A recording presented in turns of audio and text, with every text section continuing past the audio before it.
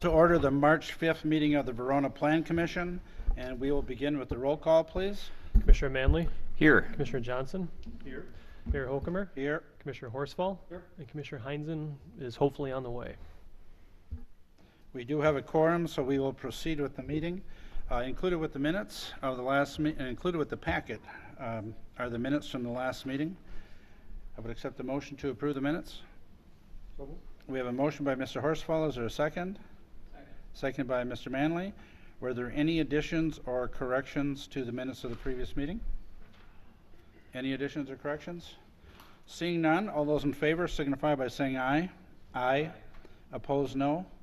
Motion carried. I am going to ask, we have a lengthy agenda this evening with several public hearings. So I'm going to ask for unanimous consent if I can move agenda item number 11 as the next agenda item. And then following that item, we will continue to follow the rest of the agenda. Do I have unanimous consent to move agenda item up, 11? Okay, thank you. With that, Mr. Sayre, agenda item number 11 is initial site plan review for a proposed 12,500 square foot building, a building addition to Engineering Industries located at 407 South Ninemount. Mr. Sayre, if you would, please. Thanks, Andy. If you could turn the monitors on, that'd be great. The applicant is requesting an initial review to construct a 4-phase building addition at 407 South Ninemount Road. The proposed addition would add approximately 39,000 square feet of space to Engineering Industries.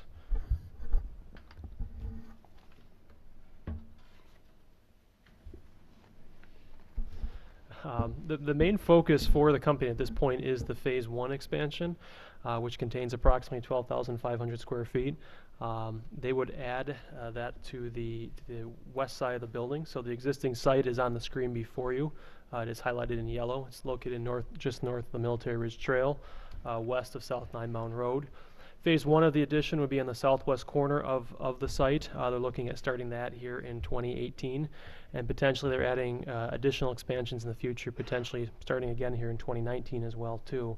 So initially here they're looking at this just Phase 1 addition in the southwest corner. From a bulk setback standpoint, the proposed addition meets all the required setbacks.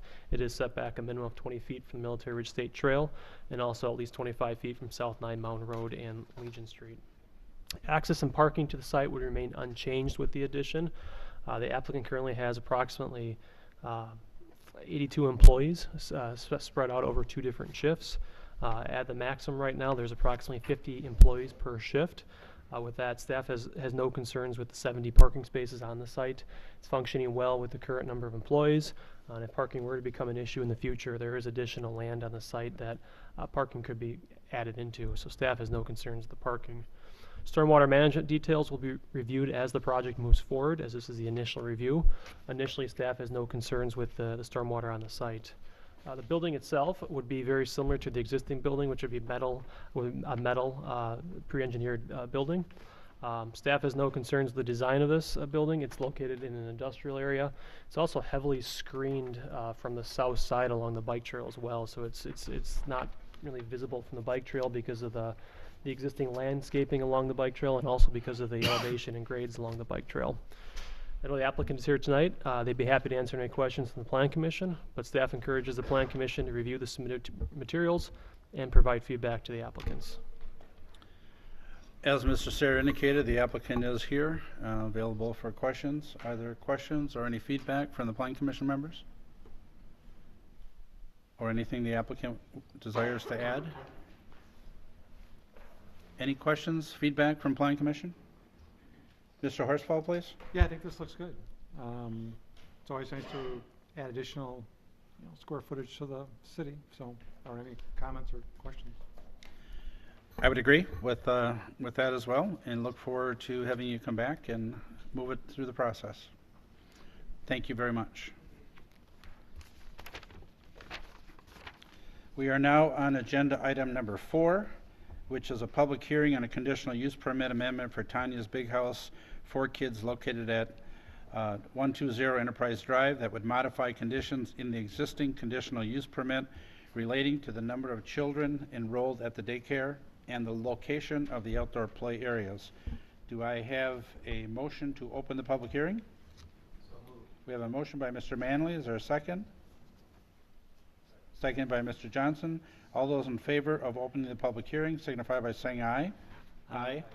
Opposed, no. Motion carried. We are in the public hearing stage. Mr. Sayre, if you'd provide the background, please. Thank you. This is a public hearing for Tanya's Big House for Kids located at 120 Enterprise Drive. The applicant is requesting to modify her existing conditional use permit. And two modifications that she's requesting is related to the number of children and also the location of outdoor play structures on the property. As with all conditional use permits, a public hearing is required before the Plan Commission. We are in that public hearing right now, and the Plan Commission then makes a recommendation on this matter to the Common Council. So with that, we are in the public hearing stage. There should be a sign-up sheet on the podium. We would ask that you would sign in, and for not only our benefit, but for those watching at home as well, if you would state your name and address. So is there anyone that desires to speak on this agenda item? If you would, please come forward.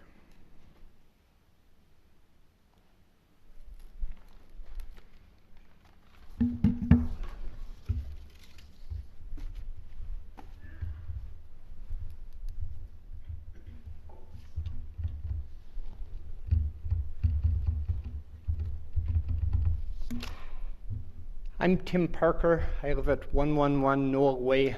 I am within screaming distance of Tanya's Big House for Kids. I think the fence is fine. I have no objections to it, but I'm opposed to the expansion. I have three reasons why.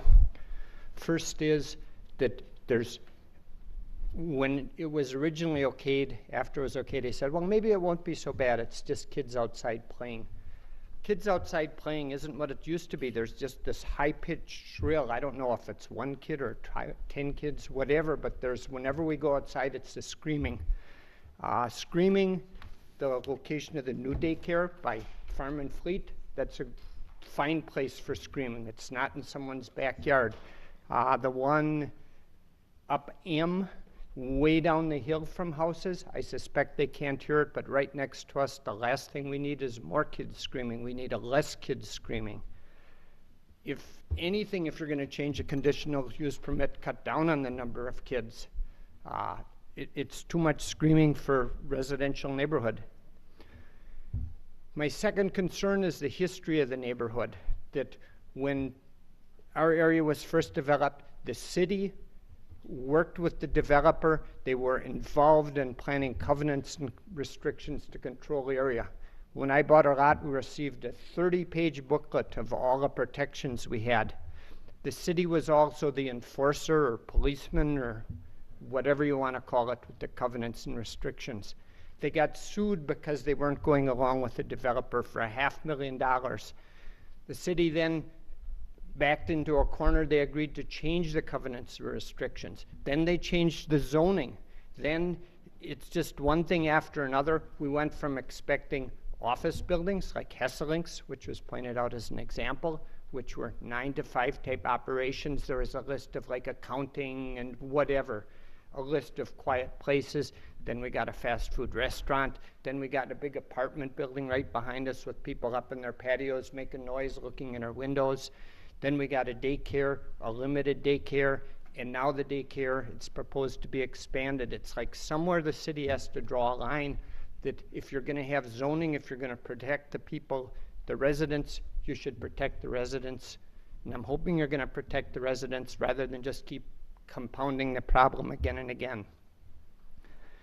Third reason I'm opposed is there's basically the daycare doesn't follow through an attempt to protect us. When the daycare was improved, there was a landscaping plan.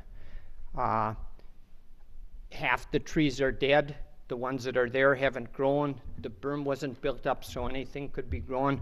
I took some pictures. I hope to print them out, but I ran out of time.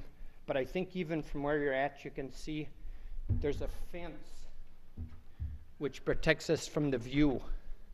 It does nothing to control sound. Again, you can see the fence, no thick bushes which muffle the sound. The fence, I'm kind of walking along taking pictures. By contrast, when Culver's came in, and then later the apartment building, the berm was widened out and they put in arborvitae's, lots of arborvitae's. There's 58 arborvitae's, and probably you can see there's this big mat that muffles the sound. The daycare must have been there now 12 years, I'd guess. I'm not sure exactly. But in 12 years, they could have had a berm like this if they were serious, if they wanted to help the neighborhood. They could have flattened out the berm so that things can grow. They could have put in a big row of arborvitae's, and it wouldn't have solved the problem, but it would have helped a lot. And now we're told that they want more kids. I think if they really wanted more kids, they should have been thinking ahead and done something like this. So I'm concerned because of the continuous screaming. When we go out in the backyard from April to November, more or less, it's screaming. We're concerned because of the history that our neighborhood, just one thing after another, there's always another request for the businesses to do something which is at the benefit of the residential people, and there's been no attempt at buffering the sound. So I have 3 major concerns, and I thank you. I hope you vote no on the expansion. Thank you. Is there anyone else that wishes to speak, excuse me, on this agenda item? Anyone else that wishes to speak? Anyone else wishing to speak? Seeing none, I would accept the motion to close the public hearing. So moved. We have a motion by Mr. Horsfall. Is there a second? Second by Mr. Manley. All those in favor of closing the public hearing signify by saying aye. Aye. Opposed, no. And that motion carries. Mr. Sayre, please.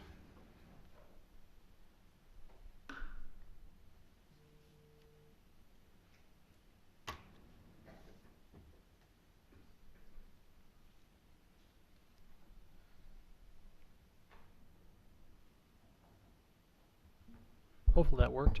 So Tanya's Big House for Kids is requesting a conditional use permit amendment at 120 Enterprise Drive. The original conditional use permit was approved in 2003. And the conditions on that permit included restrictions on the number of children, which was restricted at 116 kids. Second, that any outdoor play areas be screened on the north and west side of the property by a solid 8-foot cedar or redwood fence set back at least 4 feet from the property lines and landscaped on the exterior sides with perennial shrubs to create a landscape barrier at 0.5 opacity as defined by the city's existing ordinances. 3, the outdoor play activities are conducted no outdoor play activities are conducted east of the existing west exterior wall of the building. So that means that there should be no outdoor activities east of that point there. And finally, there must be 34 parking spaces allocated to the child care center operation and a total number of parking spaces. The building must comply at all times with the city ordinances for the use of the building. So the applicant tonight is proposing to remove condition number 2, that no outdoor play areas are conducted east of the existing west exterior wall of the building, and also requesting to amend number 1, limiting the number of kids to 116, and simply changing that to what is allowed by their license from the state of Wisconsin. Currently, they're at 116 because of the restriction that's been placed by the city. So as part of this review, staff, we took a look at this. The property is located outside the downtown overlay district.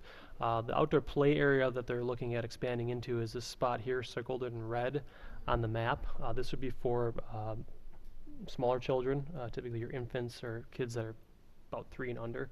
So it's not intended to be for large type playground equipment, but just an area for those smaller type children. As part of that too, as we were talking with the applicant, she expressed a concern just on the limitations that she has on the number of children that she can have in place here. And with that, she expressed a desire to expand or kind of remove that condition in place just because they've been here for a while, and there's a very strong demand in the city for daycare services. I think as we've looked at this, especially from a parking and access standpoint, there is sufficient parking in the area. The applicant has good relationships with the surrounding businesses, so she is able to share parking in the surrounding parking lots for her employees.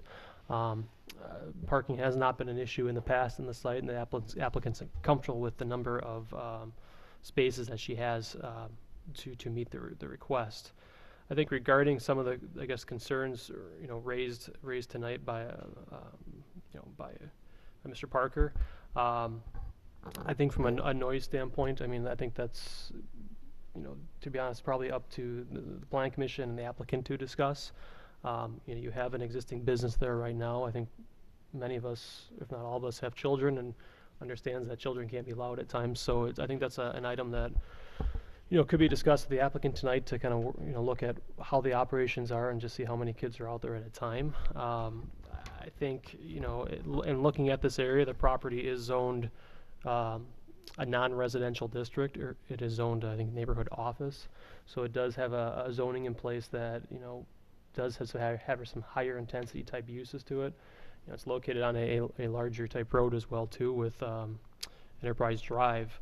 I haven't, just from a history standpoint, my time here at the city, I haven't heard any complaints from the business. I know the owner currently hasn't owned it for that long, but in my 5 years here, I haven't had any complaints myself about the operations of the business until tonight. So staff did go through our general and specific findings of facts, as we do with all conditional use permits. We do believe that it does meet the requirements for our general findings of facts and also our specific finding of facts for conditional use permit amendments. So that staff recommends the Plan Commission recommend to the Common Council approval of the conditional use permit modifications at 120 Enterprise Drive. I'd be happy to answer any questions you have, and the applicant's here as well too, and she'd be happy to answer any questions. Are there any questions, comments, questions for staff or questions for the applicant? Mr. Manley, please. Thank you, Mr. Mayor. Just a couple of questions for staff. The first question is, there was the gentleman who spoke had indicated some concern with whether or not the landscaping requirements for the site were met, and I am curious to know whether or not the city has ever done any kind of a review of that.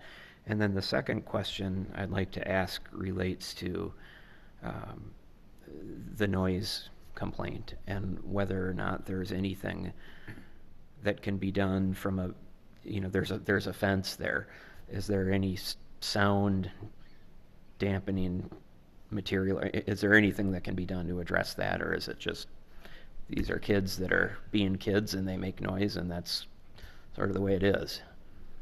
Mr. Sayre, please. Sure. So I've never been out to the site myself. I know I did work with the previous owner when they made some modifications to their fence, kind of along the parking lot area. I want to say that was about 3 years ago. And I know we did issue a fence permit for that, and I believe the building inspector was out there, and he never came back and noted any concerns regarding the landscaping. But I have not made an inspection myself, so I can't speak to what's out there. And looking at their photos, I mean, I know there's a fence out there just from being on the property. I haven't physically gone to the other side of the fence to see what's back there, but in looking at their photos, it does appear there are some shrubs back there.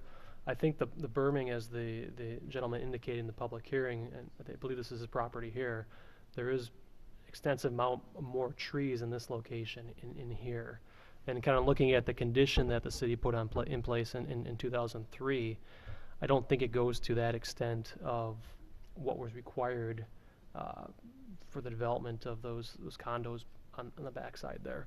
I'm not sure why, but it doesn't.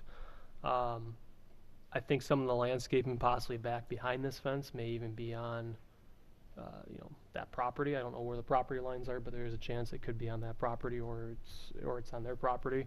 But I don't have those plans in front of me tonight. Regarding the noise, I'm not aware of anything that would dampen the noise, especially with an outdoor play area. I think there's always materials, no different than being in a gymnasium where you could put soundboards or some panels on the walls. But just with the layout of an outdoor area, I don't think it's going to change much, just because sound is going to travel up and out, and you're not in an enclosed space. So I've never heard of anything that would dampen it, but it could be out there. Other questions, comments? Anything the applicant desires to add? If you would, please. And again, if you could state your name and address, please. Yep, I'm Sarah Farron, the owner of Tanya's Big House for Kids. Do you want me to sign in too? If you would, please. Sure.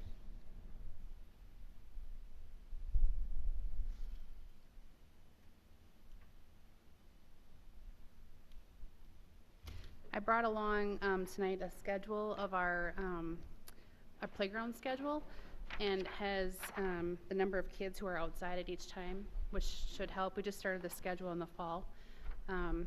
We discovered there was a lot of kids outside, and to be considerate to our neighbors, we wanted to do a schedule. So I brought a couple copies. I don't know if you guys want. If you want to Them. provide it to us, sure. But there aren't more than 8 or 10 kids outside at one time. There's that. There's the copies.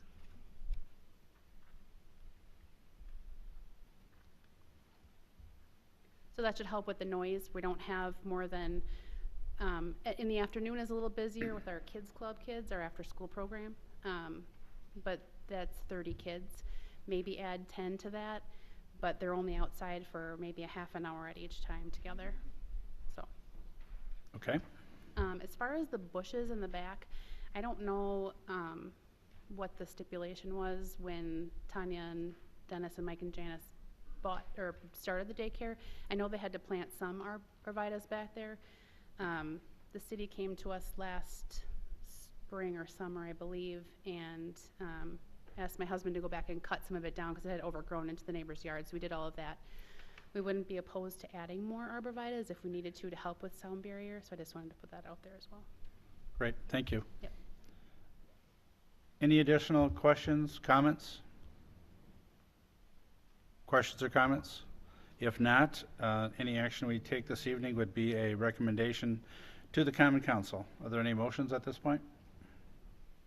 Mr. Horsfall? At this point, I'd like to recommend that the Common Council approve the conditional use permit modifications for 120 Enterprise Drive. We have a motion by Mr. Horsfall. Is there a second? Is there a second? I'll second it. Questions or comments on the motion? Questions or comments? Seeing none, all those in favor of recommending approval of the conditional use permit signify by saying aye. Aye. Opposed, no. And that motion carries. We are now on agenda item number 5, which is a public hearing for a conditional use permit for a group development located at 404 Legion Street that would allow for the construction of an 8,800 square foot industrial building. Do I have a motion to open the public hearing? We have a motion by Mr. Manley. Is there a second? Second by Mr. Johnson. All those in favor of opening the public hearing signify by saying aye. Opposed, no. And that motion carries. We are in the public hearing stage. Mr. Sayre, if you would provide the background, please. Thank you. This is a conditional use permit at 404 Legion Street for a group development.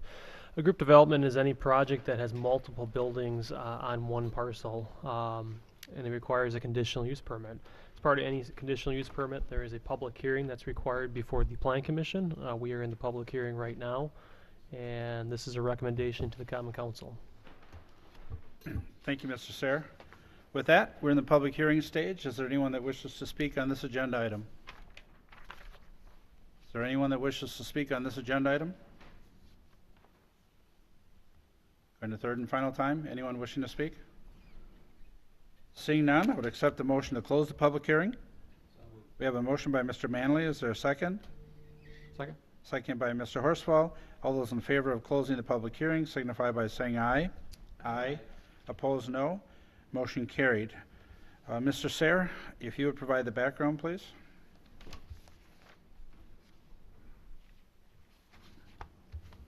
Thank you. So on the agenda tonight, there are 2 items. We have the conditional use permit for the group development, and then we also have a site plan review for a new building to be located at 404 Legion Street. The property in question is highlighted in yellow on your screen here. It's the northwest corner of Legion and Commerce Parkway. The applicant's proposing to construct a 8,800 square foot building. The current building on the property has reached its capacity, and the applicant's looking to expand on the site. Staff did review the ordinance for all the setback requirements, and the proposed building addition will meet those requirements. The proposed new building would be fronting along Commerce Parkway in the orange site here. Obviously, the existing building is in gray, and it says existing building. Access to the site would be modified as part of this. The existing access to Legion Street would be unchanged, but they would add a new access point onto Commerce Parkway. The applicant has indicated that they have some customers and clients that have trailers. So it would make it a lot easier for the unloading of their vehicles and loading of the vehicles if there was a second access point that they could simply pull into the site and then pull through and exit onto Commerce Parkway. Staff has no concerns with the access. Both these streets are pretty low volume and they shouldn't create any issues or concerns for the city. As part of the project, the applicant is providing an additional 7 surface parking spaces. Staff has no concerns with the parking on the site. The use of the building and use of the property is the applicant rehabs older vehicles and cars. So it's really a low volume type use and shouldn't create any parking or traffic concerns. Stormwater management details will be finalized prior to building permits being issued. The city engineer has reviewed some initial plans for that and has no concerns at this time. The design of the building itself would be a metal pre-engineered building.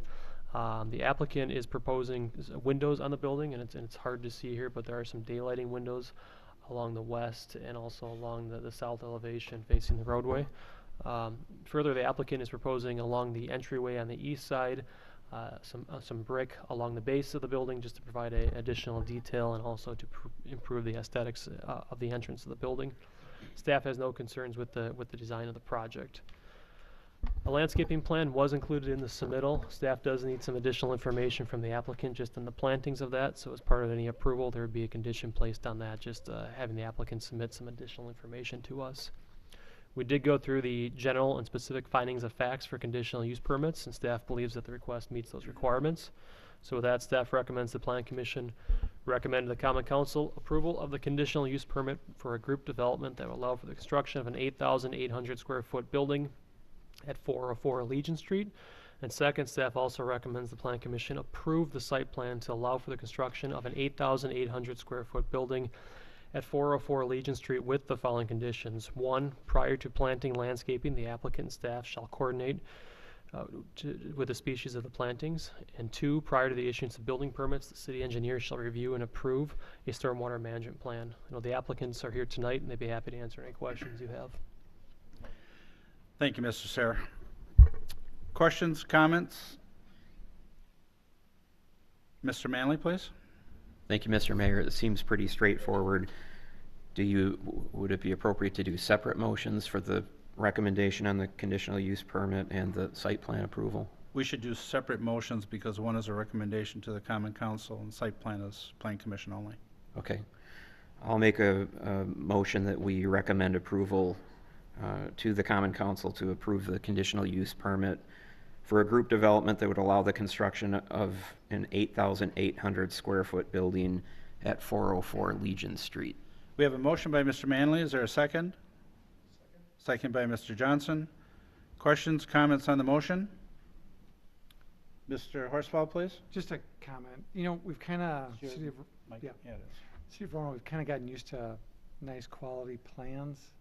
And so, you know, you gleaning what this is about based on these plans is a pretty good leap on your part. I'm okay because it's a, you know, it's an industrial building, but, you know, we've seen better plans in the past, I guess. So. Yeah, I mean, they're hand-drawn. That's kind of why they're looking so rough as they are. I mean, the originals, to be quite honest, look a lot better than what we've scanned in. So, I mean, it doesn't, you're right, it doesn't gleam as well as it should, partially because they've been hand-drawn, but staff can assure you they're good. Okay, that's all. Any other questions, comments, feedback? If not, the motion is to recommend approval of the conditional use permit. All those in favor signify by saying aye. Aye. Opposed, no. Motion carried. Now we're on agenda 5B, and this is Plan Commission action only. Are there any motions at this point? Any motions? Mr. Manley? Thank you, Mr. Mayor. I'll make a motion to approve the site plan to allow the construction of an 8,800 square foot building at 404 Legion Street with the following conditions. Number 1, prior to planting and landscaping, the applicant and staff will coordinate the species of the plantings. And number 2, prior to the issuance of building permits, the city engineer shall approve a stormwater management plan. We have a motion by Mr. Manley. Is there a second? Second by Mr. Johnson. Questions or comments on that motion? Questions or comments? Seeing none, the motion again is to approve the site plan. All those in favor signify by saying aye. Aye. Opposed, no. And that motion carries. We are on agenda item number 6, which is a public hearing for a general development plan for a planned unit development to be located at 102/104 Lincoln Street that would allow for the construction of 90 multifamily units. Do I have a motion to open the public hearing? We have a motion by Mr. Heinzen. Is there a second? Second by Mr. Horsfall. All those in favor of opening the public hearing signify by saying aye. Aye. Opposed, no. Motion carried. We are in the public hearing stage. Mr. Sayre, if you would provide the background, please. Thank you. The request tonight is for a general development plan, a GDP, that would allow for the construction of 90 multifamily units at 102/104 Lincoln Street, right across the street here from City Hall. The plan development process, as the Plan Commission knows, is a 4-step process. The first step is a pre-application with staff and the applicant. Step number 2 is a concept plan review. It's where the Plan Commission and Common Council are able to initially review a project and provide feedback to the applicant on the project. This project had a concept review, I believe, in January of this year by both the Plan Commission and Common Council. Step 3, which is the general development plan, the GDP, which we're at tonight. It requires a public hearing before the Plan Commission. This is where the zoning entitlements are potentially granted. Any zoning exemptions are granted as well as part of the GDP.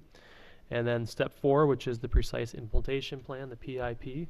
Once again, we have a public hearing before the Plan Commission. The Plan Commission then makes a recommendation to the Common Council for potential approval. The PIP is where the full sets of plans are submitted for stormwater, lighting, landscaping, utilities. It's where all the details are submitted. So tonight, this is the GDP. This is step 3. This is a public hearing before the Plan Commission as required by the ordinance. The Plan Commission makes a recommendation to the Common Council for potential action on the project. Thank you, Mr. Sayre. So we are in the public hearing stage. Is there anyone that wishes to speak on this agenda item? Anyone desiring to speak on this agenda item?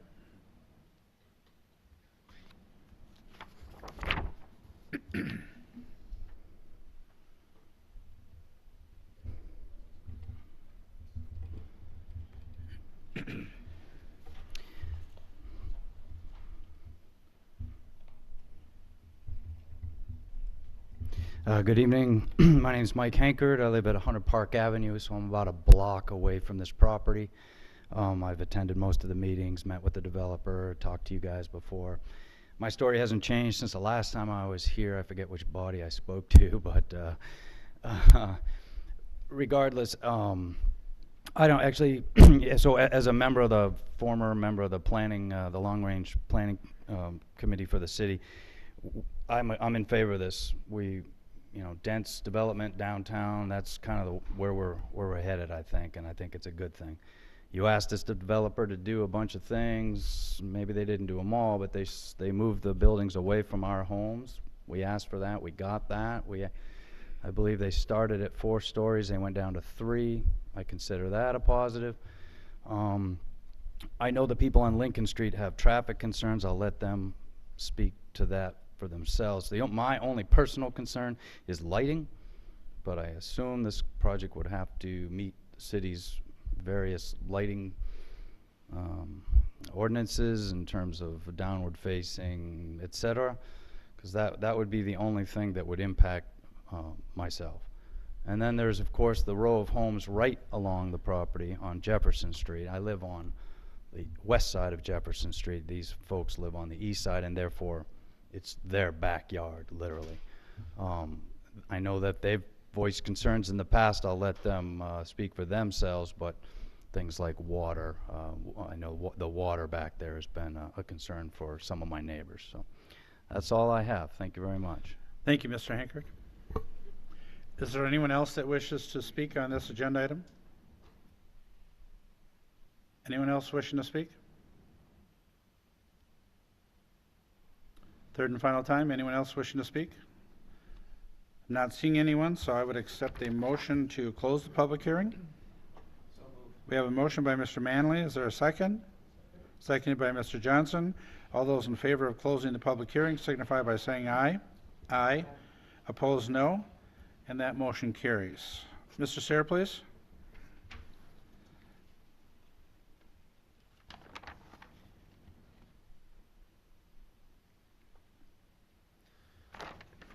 Thank you. Once again, this is a request by the developer to construct 90 multifamily units at 102, 104 Lincoln Street, step 3 of 4 of the plan development process.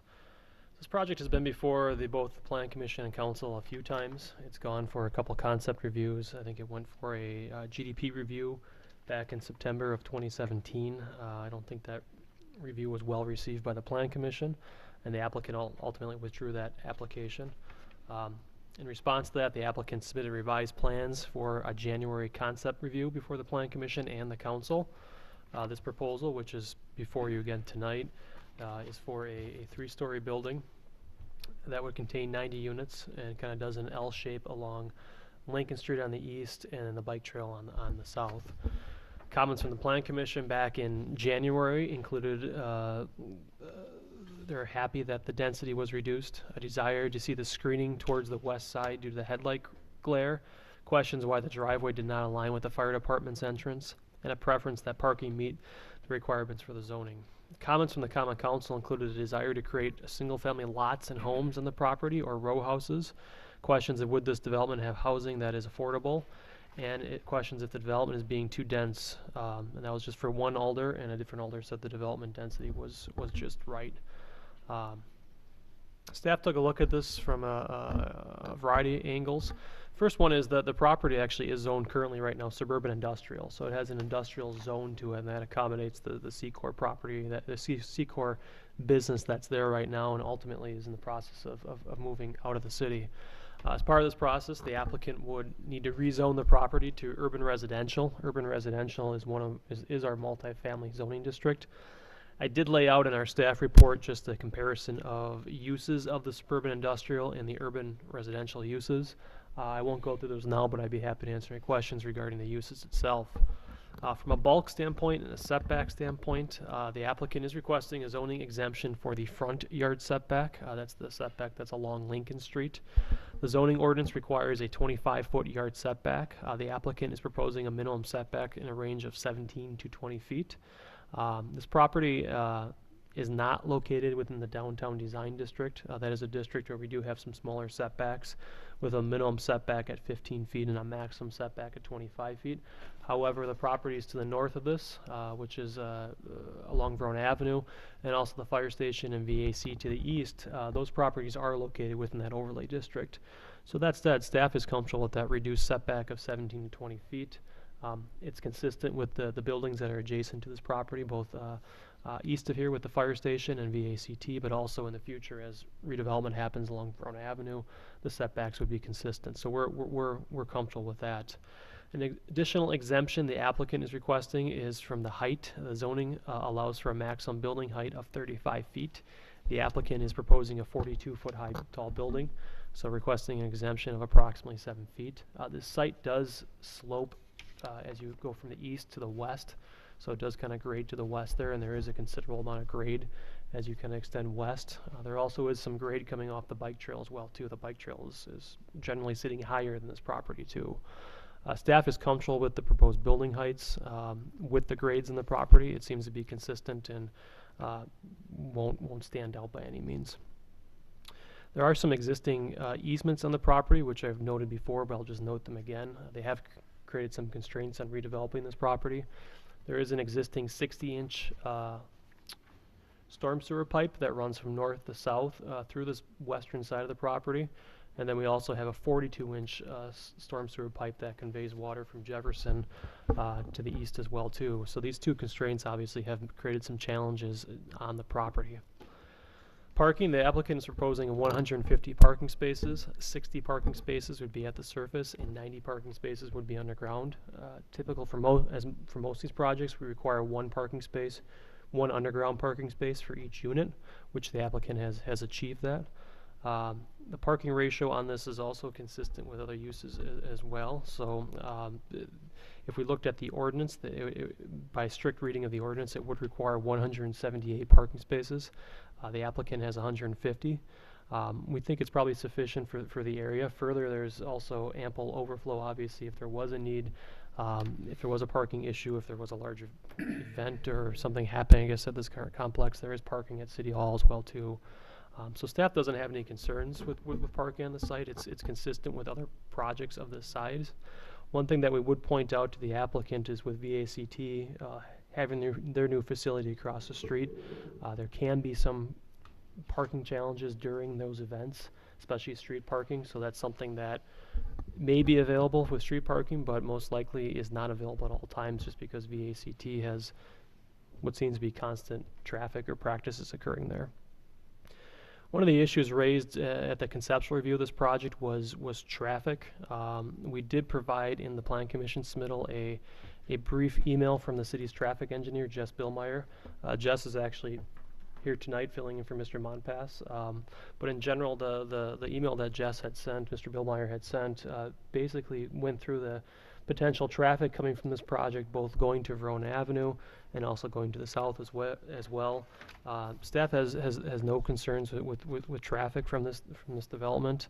In general, the system is able to accommodate it. I think if anything, we may need to adjust some timing of the traffic signals at Lincoln Street, but in general, Mr. Billmeyer's memo didn't raise any issues with traffic from this project. From a stormwater standpoint, the applicant is proposing a stormwater pond on the west side of the property. Detailed stormwater management plans will be reviewed as part of the PIP for this project. Initially, staff has no significant concerns with stormwater.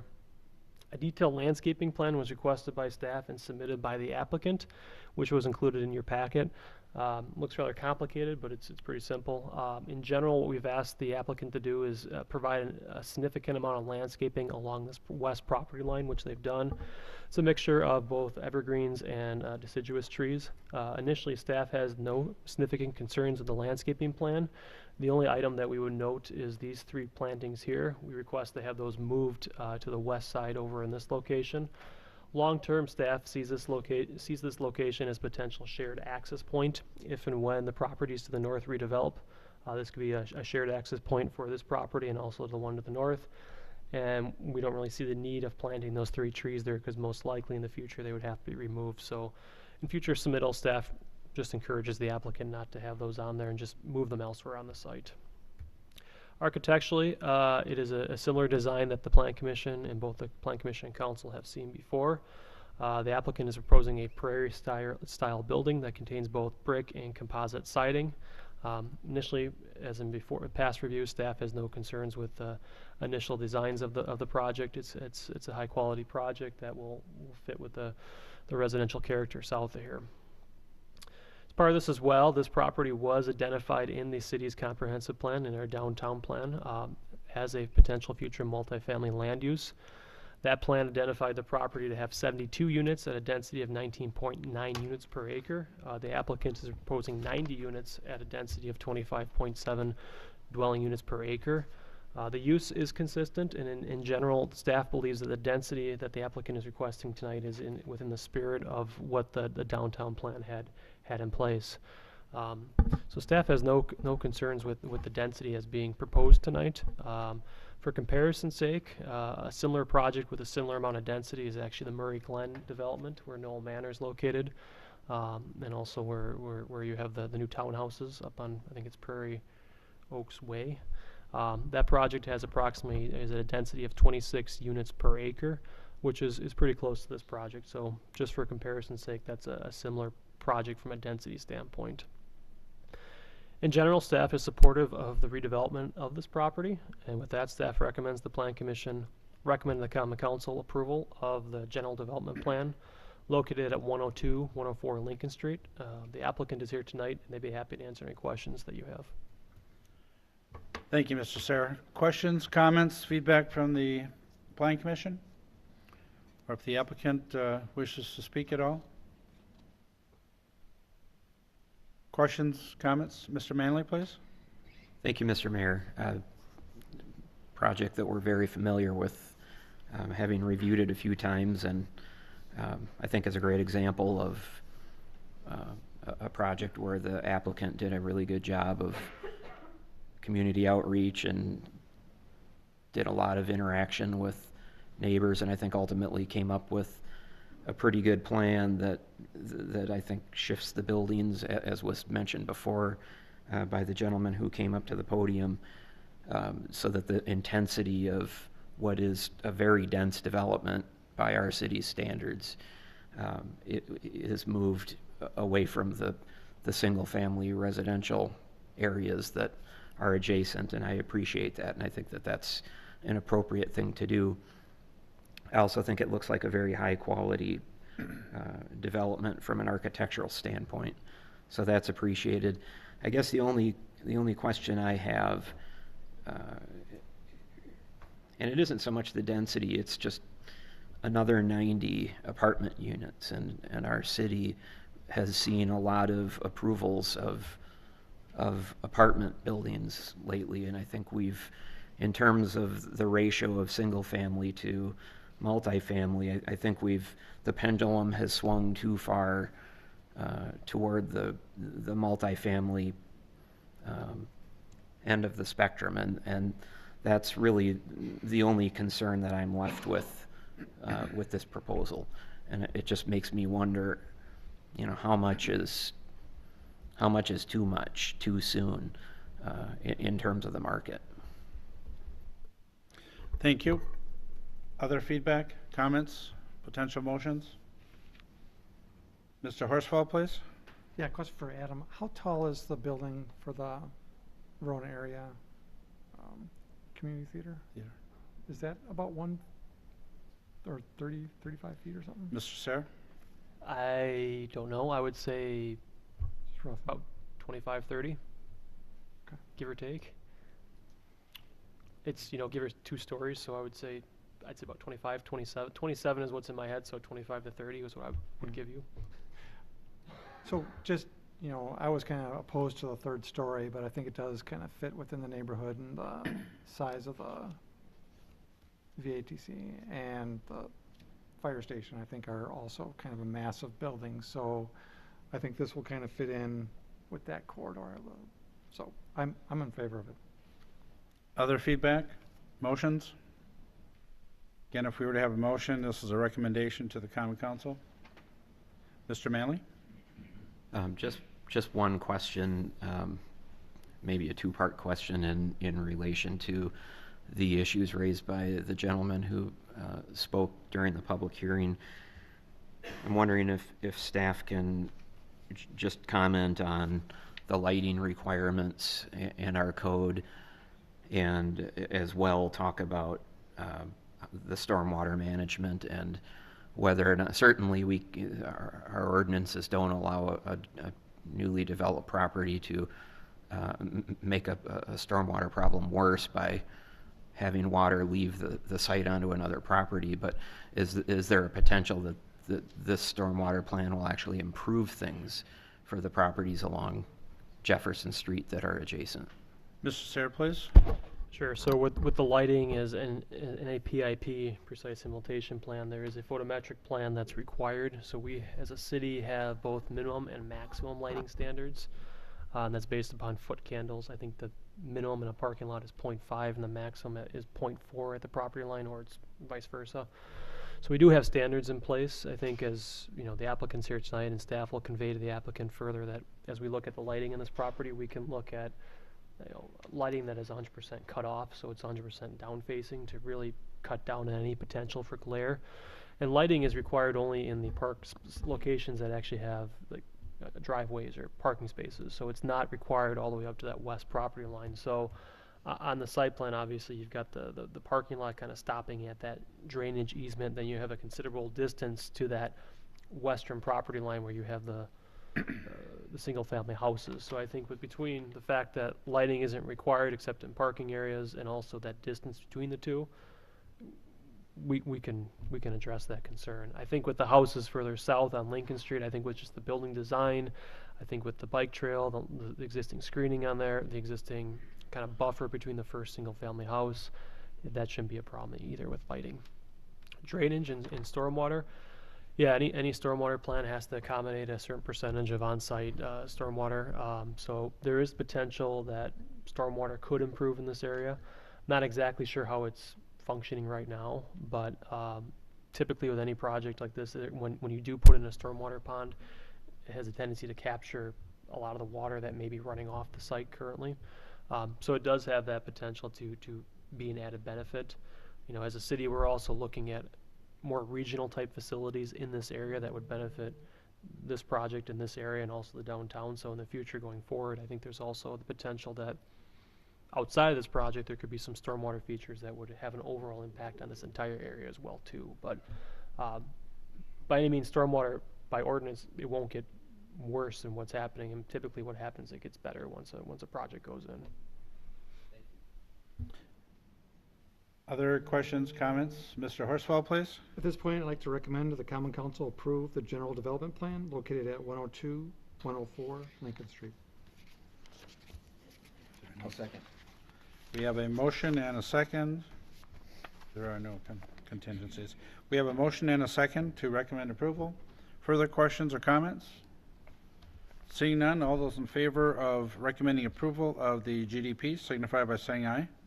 Aye. Opposed, no. And that motion carries. We are on agenda item number 7, which is a public hearing for a zoning map amendment to rezone 53.6 acres of land located in the part of the northwest quarter of the southeast quarter and part of the northeast quarter of the southwest quarter of Section 21. This parcel is known as Stewart's Woods. Do I have a motion to open the public hearing? We have a motion by Mr. Manley. Is there a second? Seconded by Mr. Johnson. All those in favor of opening the public hearing signify by saying aye. Aye. Aye. Opposed, no. And that motion carried.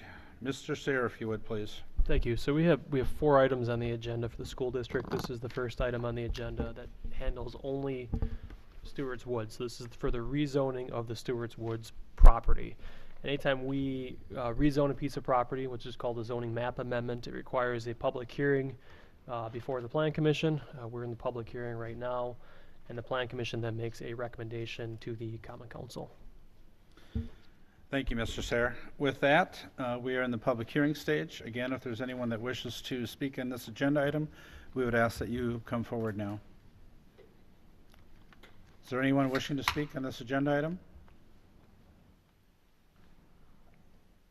Anyone wishing to speak on this agenda item? Third and final time. Anyone wishing to speak? Seeing none, I would accept the motion to close the public hearing. So moved. We have a motion by Mr. Horsfall. Is there a second? Second. Seconded by Mr. Heinzen. All those in favor of closing the public hearing signify by saying aye. Aye. Opposed, no. And that motion carries. Mr. Sayre, if you would, please.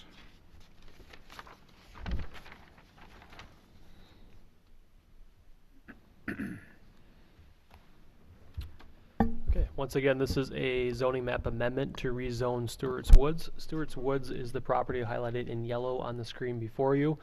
The current zoning of the property is rural agricultural. The school district purchased this property last year.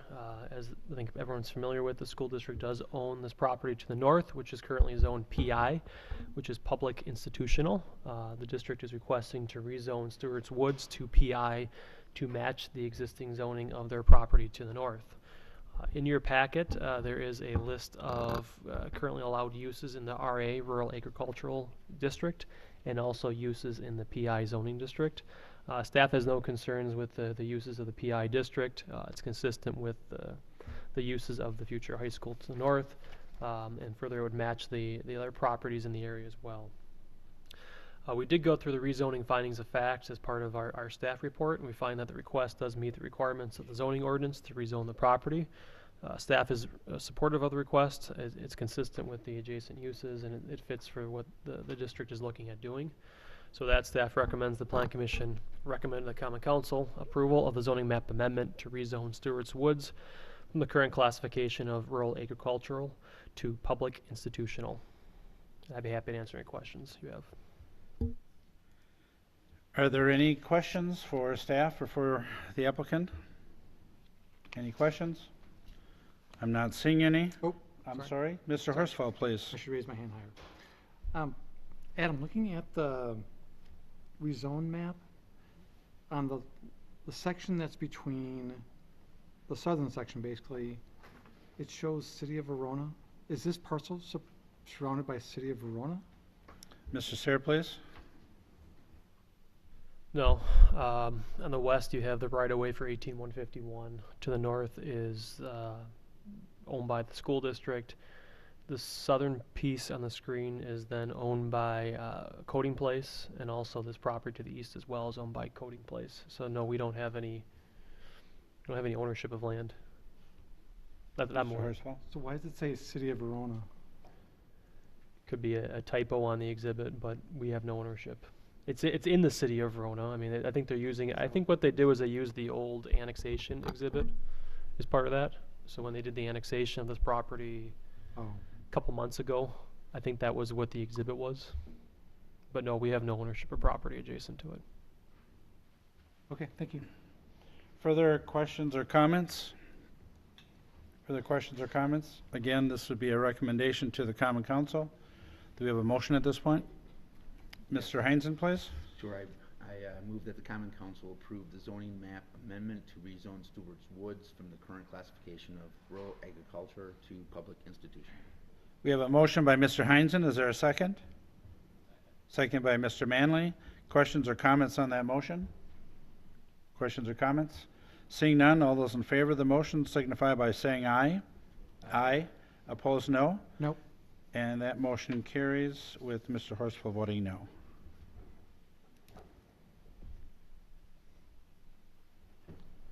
Okay, we are on agenda item number 8, which is a public hearing on a conditional use permit for the Verona Area School District to construct a new high school with building heights of 65 feet to be located in the west end, south of West End Circle. Do I have a motion to open the public hearing? So moved. We have a motion by Mr. Heinzen. Is there a second? Second. Second by Mr. Manley. All those in favor of opening the public hearing signify by saying aye. Aye. Opposed, no. And that motion carries. So we are in the public hearing stage. Mr. Sayre, if you would, please. Thank you. The request tonight is for a conditional use permit to build a new high school that would be 65 feet tall. The property is currently zoned public institutional, which allows a maximum building height of 35 feet. Anytime someone requests to exceed that height, they can either go through the plan development process or request a conditional use permit to exceed the allowable height by the zoning ordinance. The conditional use process requires a public hearing before the Plan Commission, and the Plan Commission then makes a recommendation to the Common Council. Thank you, Mr. Sayre. With that, is there anyone from the public who wishes to speak?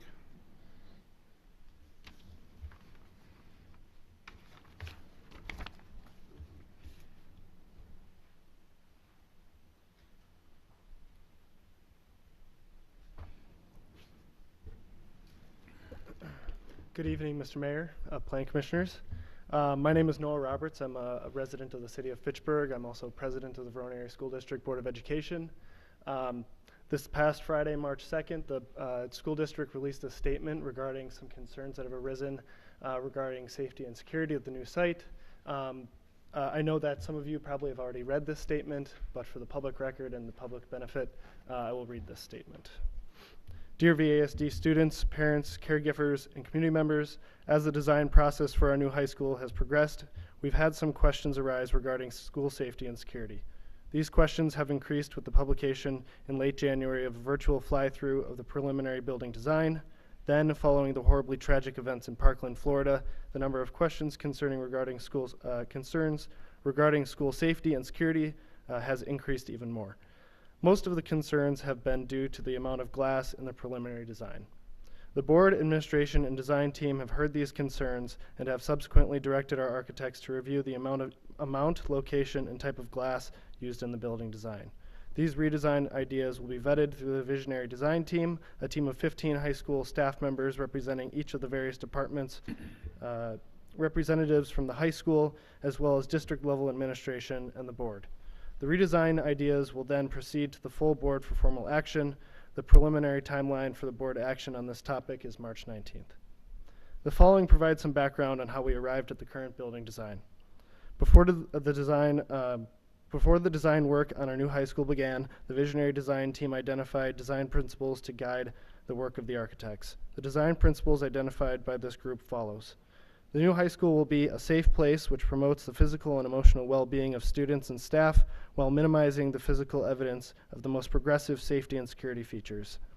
A reflection of our diverse student body and feel welcoming and safe. The building will be inclusive and provide opportunity to unite students, staff, and community. The new high school will be responsive to the natural environment, embody efficiency and sustainable design, and maximize views, daylight, exposure to learning spaces, and extensions to outdoor learning environments. Vibrant and universally engaging as it serves the mission of the Verona Area School District, it will express our vision for progressive learning and work environments that thoughtfully consider light, color, material, and forward-thinking design. The new high school will be adaptable so that it will flex to accommodate future growth, community partnerships, and the evolution of teaching and learning strategies. A variety of spaces will support innovation, collaborative thinking, and inspire creativity, self-discovery, and exploration. In addition, more than 50 students representing a wide variety of our student groups and organizations and athletics met with the architects, and more than 600 student survey responses produced the following design themes: natural daylight, outdoor access, social and collaborative spaces, and modern and creative design. With these principles as a guide, the architects went to work planning the design.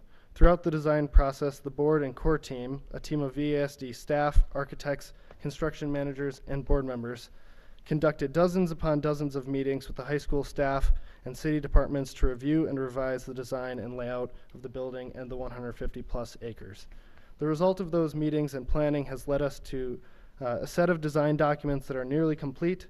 In keeping with the design guidelines, our new high school utilizes extensive interior and exterior glass to accomplish those design features, with a special focus on natural daylight and collaboration.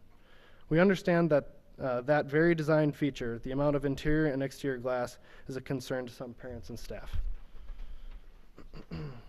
To reiterate what was stated above, the board, administration, and design team have heard these concerns and subsequently directed our architects to review the amount, location, and type of glass used in the current new building design. Accompanying this letter was a preliminary list of security features and practices planned for our new high school. 3 of the major features gleaned from this list include just one building to secure. Students will not be walking between separate buildings. There are multiple layers of secure zones in the building. The building has multiple secure zones on each level that have been designed to limit an intruder's movement. And integrated security and building management technology.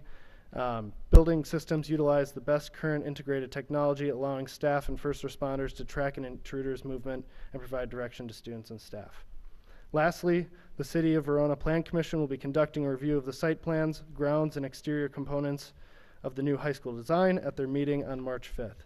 Since the scope of their authority does not include interior design, the board will be scheduling separate listening sessions to include building security discussion. These sessions will provide students, staff, parents, and community members additional opportunities to provide input and ask any questions they may have. Once the session dates are established, we'll be sure to communicate that out. In addition, we'll provide updated information about the building plans once they have been reviewed and revised. We appreciate all of the input and feedback that has been provided to date. We recognize that the decisions made in the design of our new high school will have a long-term, lasting impact on our students, staff, and community. It remains our goal to deliver the best possible learning facility that also keeps everyone safe. Thank you all for your continued support of the school district. Thank you. Thank you. Is there anyone else that wishes to speak in the public hearing stage? Anyone else that wishes to speak?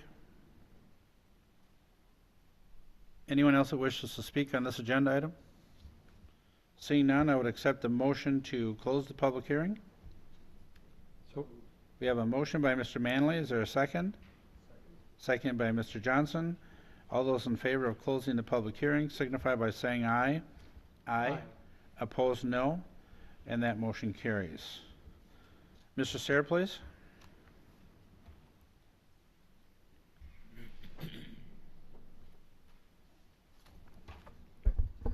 Thank you. So on the agenda tonight, we have 3 items for the school district. We have the conditional use permit, which we just had the public hearing for that, for the building heights. we have the site plan, which is for the new high school, and then we also have a CSM, a certified survey map for a land division for the property out there. So I think for sake of ease, I'm going to combine all three into this report, and unless there's an objection from the Plan Commission, just for the sake of ease. So in the planning staff report, we did provide a background of this kind of property and area, which I won't get into. In short, this property was annexed to the city though in 2005, and also brought into the urban service area as well in 2005.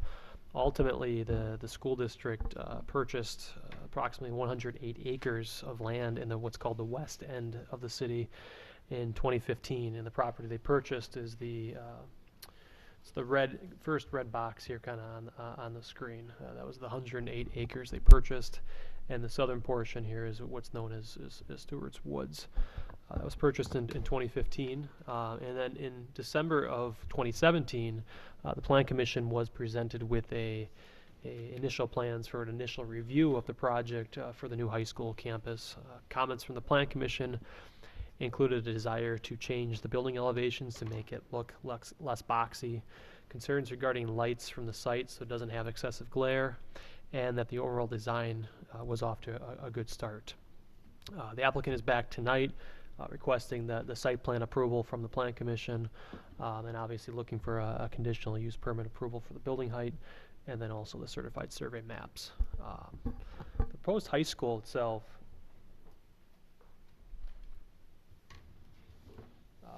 which I have on the screen before you.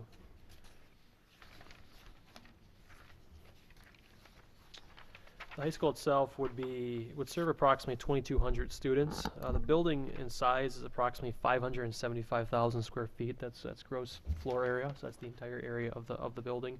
It has a 3,500 seat bleacher stadium, a 2,500 seat bleacher field house, 8 tennis courts, 2 softball fields, 2 baseball fields, 2 soccer fields, 4 practice fields, pools, and then also a theater. So it's obviously a high school facility and complex that would replace the existing facility. So staff looked at it from a bulk setback standpoint, as we do with all projects. The proposed building would be set back approximately 300 feet from West End Circle. On the map before you, West End Circle is the roadway along the north here. It would be set back approximately 400 feet from the west property line, 1,200 feet from the east property line, and then more than 2,000 feet from the southern property line. The proposed building setbacks meet all the requirements of the PI district. As we've talked about before, the applicant is requesting an exemption to the building heights. The PI district allows a maximum height of 35 feet. The applicant is requesting a height of 65 feet, and that would help accommodate the Performing Arts Center and also the atrium in the building as well too. Access to the site is relatively unchanged from what the Plan Commission saw back in December. Access would be provided from West Rowan Avenue via Wall Street. It would also be provided by West End Circle, coming south through the site as well. And there'd be a third access point from South Nine Mountain Road as well. The primary access point, as shown on the diagram before you, for the buses would be from South Nine Mountain Road. There's a bus drop-off and pickup area in the rear of the building. Generally, vehicle traffic and dropping off for children in the morning would occur on the northern side of the site, as shown here. So the main drop-off point is on the north side of the property here, and there's also a drop-off for parents and pickup in the southwest corner of the property as well too. Pedestrian access to the site, the applicant is providing a variety of pedestrian connections throughout the property. Pedestrian access from the residential neighborhoods would be available from the north as well, with the crossing at West Ridge and West End Circle at the lighted intersection. And there'd also be a sidewalk connection from South Nine Mountain Road to the new school as well. Bicycle connections could be provided as well too from the Military Ridge State Trail, and also on-road connections as well from the adjacent neighborhoods. One item to note in here is the conversation staff has had with the district regarding the Military Ridge State Trail. Both staff and the school district support the paving of the trail east to the city limits to Old County Highway PB. That's something that staff and the applicant have discussed, and we both would be supportive of that if the Department of Natural Resources would allow the city or the school district to do that. As part of the project, there was a traffic impact analysis that was completed by the applicant. That was reviewed by the Public Works Committee in November and in January of this year. The Public Works Committee, in their latest review, is comfortable with the latest traffic impact analysis that was completed. It has been reviewed by city staff and also Jess Billmeyer at AECom. I'm sure Jess would be happy to answer any questions regarding the TIA that was completed for this. As part of this, the applicant is dedicating right-of-way along Highway 18151 for future roadway improvements. There's also a dedication of additional lands to the south, which I'll talk about later, for a potential future connection over 18151 to the Valley Road. But in general, staff is comfortable with the latest traffic impact analysis, and one condition of approval will be the complete implementation of the improvements as identified in that analysis. Parking on the site, the applicant is proposing approximately 1,252 parking spaces. The ordinance requires 1 parking space per teacher and staff, and also requires 1 space per 5 bus students. In general, staff believes the parking is sufficient on the property. We also have parking requirements for the stadium and the field house as well. For the purposes of this, there's a 1 parking space per 5 seating spaces in the building. With that said, this football stadium would require 875 parking spaces. I think staff is comfortable with the proposed parking on the property. I think obviously there would be some challenges if there are multiple events going on this property. It's a function that the district can easily control with just coordinating their athletics and their event planning. But initially here, staff is fine with the parking. We think it is sufficient. There is 2 potential parking expansion areas located in the northwest corner of the site. It's where parking could be expanded if there was a concern in the future. If that does happen, the applicant would have to work with staff to kind of work through the details of that expansion. Stormwater has been provided on the property. On-site stormwater is provided in the southwest corner, just south of the Military Ridge State Trail. Staff has no initial concerns with stormwater at this time. The city engineer and the applicant are working through the comments on the plans, but there are no major outstanding comments at this time. The building design itself, building elevations were included in the Plan Commission submittal. The building has a modern appearance. There's predominantly masonry, architectural cast stone, and metal panels of gray tones. There are some accents on the building, which has the Verona orange, which is kind of found throughout the entire site. One recommendation from staff is that there are a significant amount of windows on this property. Staff would recommend the applicant add laminate glass windows near all the entrances in the lower levels to prevent glass from being broken easily by either students or other means. Further, staff would recommend the applicant add some type of metal bollards at the front of the facility. The bollards would prevent any vehicle from driving up into the front entrance area. I think those bollards, they don't need to be typically what you see of bollards. They could be decorative. They could be painted by students to provide a different look and feel to it, so they don't look like bollards, but something that would be able to physically stop a vehicle. So, for example, in the front entrance here, if the bollards are in place, they prohibit a car from driving up into that large kind of pedestrian area. So staff would recommend those be added to the site plan. Further, staff recommends the applicant coordinate with the Verona Police Department on specific design features and internal operations to ensure potential public safety concerns are addressed during the building's design phase. That's actually a condition that we'll recommend as a condition on any approval tonight. Detailed landscaping plans were submitted as part of the plans in your packet. A large amount of landscaping is required just due to the sheer size of the project and the site, but the proposed landscaping plans do meet the minimum landscaping requirements. There was a comment from the November Public Works Committee meeting from Cleary Building Corporation, and they had raised the concern about potentially students crossing over to the east onto their property. I think that's a concern that if there are problems in the future, that either VASD or the city, or most likely Cleary, would be involved in addressing that either through a fence or through some type of security or maintenance and looking at the reason why students are crossing that point. But staff believes we don't need to address that issue at that time, and right now, if it does become an issue, that could be addressed in the future. A detailed lighting plan was also included in the submittal. The applicant is proposing a mixture of lighting types which would be 100% down lighting. That would help fully screen the adjacent apartment buildings to the north. Staff has no concerns with the lighting plan. One item that we still need additional information on is for the lighting of the athletic fields. As a condition of approval, staff would recommend that there be a condition placed on that. Staff has the ability to approve that lighting prior to the installation of that. Further, staff also encourages the district to look into potential cell tower mounting on those light poles itself. It's something the city has utilized in our parks, and it might be something that could benefit the district as well too by co-locating cellular antennas onto that light pole.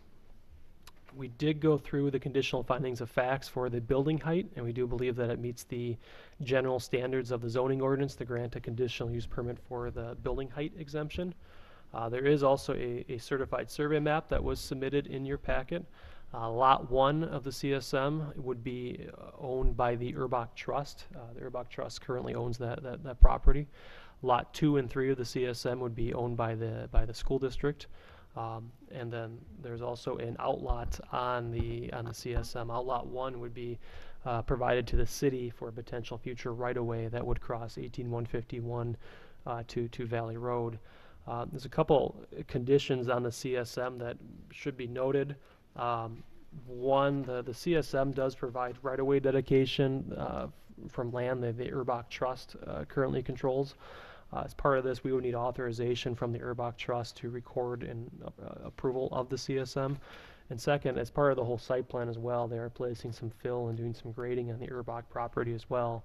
And prior to that occurring, they would need authorization from the Urbach Trust for that as well. So that staff recommends the following Plan Commission action.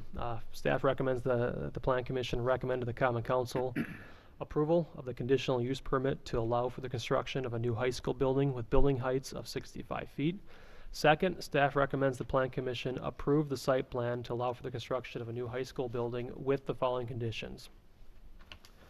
1, prior to occupancy permits being issued, all public transportation improvements identified in the traffic impact analysis and approved by the Public Works, Sewer, and Water Committee on November 20th of 2017 and January 8th of 2018 shall be completed. More specifically, these improvements are 1, West Verona Avenue, West End Circle, West Ridge Parkway. 2, West Verona Avenue and 9 Mound Road. 3, West End Circle improvements. 4, Wall Street improvements. 5, Connector Road BB improvements, that's the long road. 6, Connector Road AA improvements, that's the short road. 7, Paoli Street and 9 Mound Road improvements. 8, West Verona Avenue widening and urbanization. And 9, Legion and South 9 Mound Road. The second condition of the site plan approval would be prior to the issuance of building permits, the applicant shall enter into a developer's agreement for public improvements for the project, and that's for the roadways and the utilities. 3, the applicant shall provide athletic field lighting designs that meet the zoning ordinance requirements for approval by city staff. 4, prior to the issuance of city stormwater management and erosion control permits, all applicable fees for the Madison Metropolitan Sewage District, City of Verona Water Works, and City of Verona Sanitary Sewer shall be paid. 5, prior to the issuance of city stormwater management and erosion control permits, the Urbach Trust shall authorize the grading and filling on the Urbach Trust property. 6, prior to the issuance of building permits, all outstanding invoices shall be paid by the VASD. 7, prior to the construction commencing, the applicant shall obtain all necessary city and Wisconsin Department of Natural Resource permits relating to stormwater management and erosion control. And 8, the applicant shall coordinate and work collaboratively with the Verona Police Department on specific design features and internal operations of the high school to ensure potential public safety concerns are addressed during the building's design. And finally, for the CSM that's on the agenda, staff recommends that the Plan Commission recommend the Common Council approval of the certified survey map to create 3 lots and 1 outlot for the Urbach property and the VASD property with the following conditions. 1, prior to the city signing the CSM, the applicant shall obtain all signatures on the CSM, including the VASD signatures and Urbach Trust. 2, the CSM shall be recorded prior to the issuance of building permits. And 3, a new CSM or affidavit of correction shall be submitted for city review and approval that provides the names of the roadways identified on the CSM.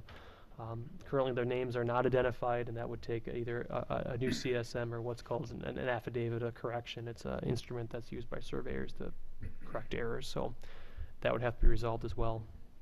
I'd be happy to answer any questions, and I know the architect, the engineers, and the school district is here as well, and they'd be happy to answer any questions too. Thank you, Mr. Sarah.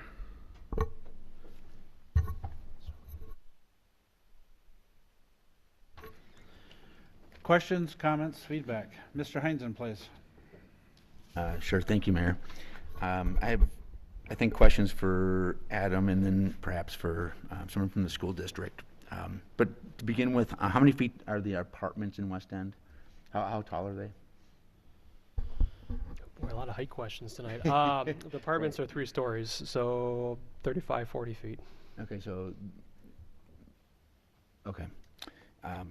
And then, did you mention a new access to the high school? I heard you say something about crossing 1218, and I'm not sure what that was exactly.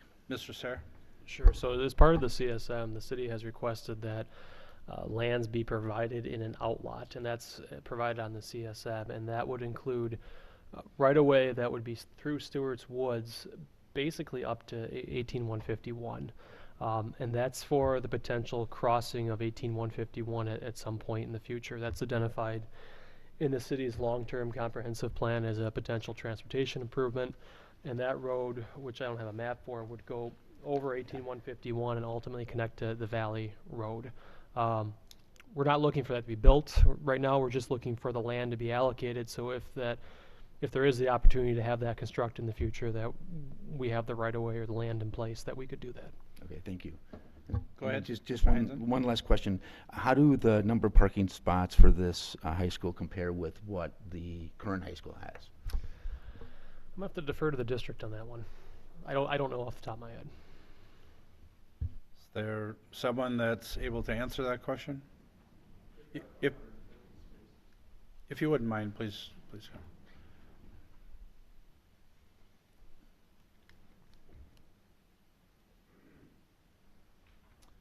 Gibby Katcher and Epstein UN Architects.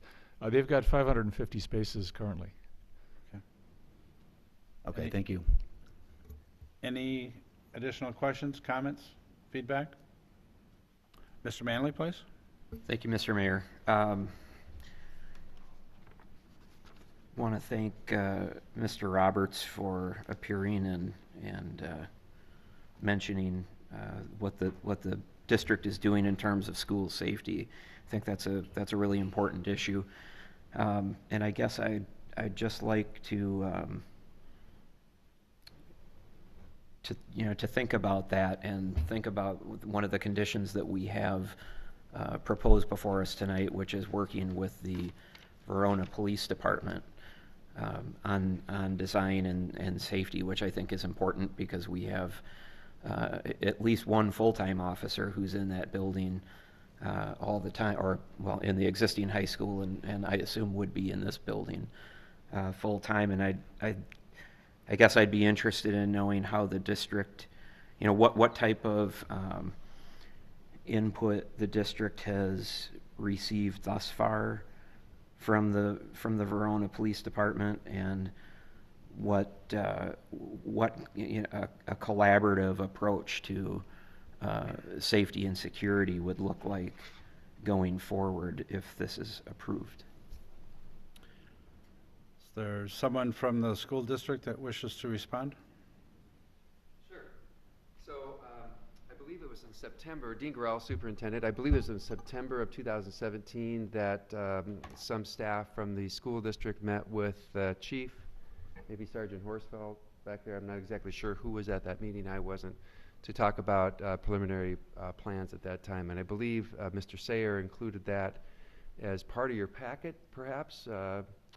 That might have been information not included. I'm looking at you. No? So you had a review from the VPD that you supplied to Mark Lewandowski, who is part of Epstein UN Architects, and Mark is here this evening.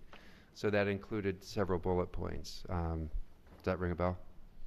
Okay, so that was not included as part of the Plan Commission packet? No, we typically don't put in staff comments into Okay. outside this meeting, just the Plan Commission, we have a back and forth with applicants that we usually don't include those comments to the Plan Commission, partially because some of them get very technical, and quite honestly, sometimes they can be lengthy, which doesn't negatively reflect upon a project. It just means there's a lot of comments for whatever Sure. reason. So we don't include them typically.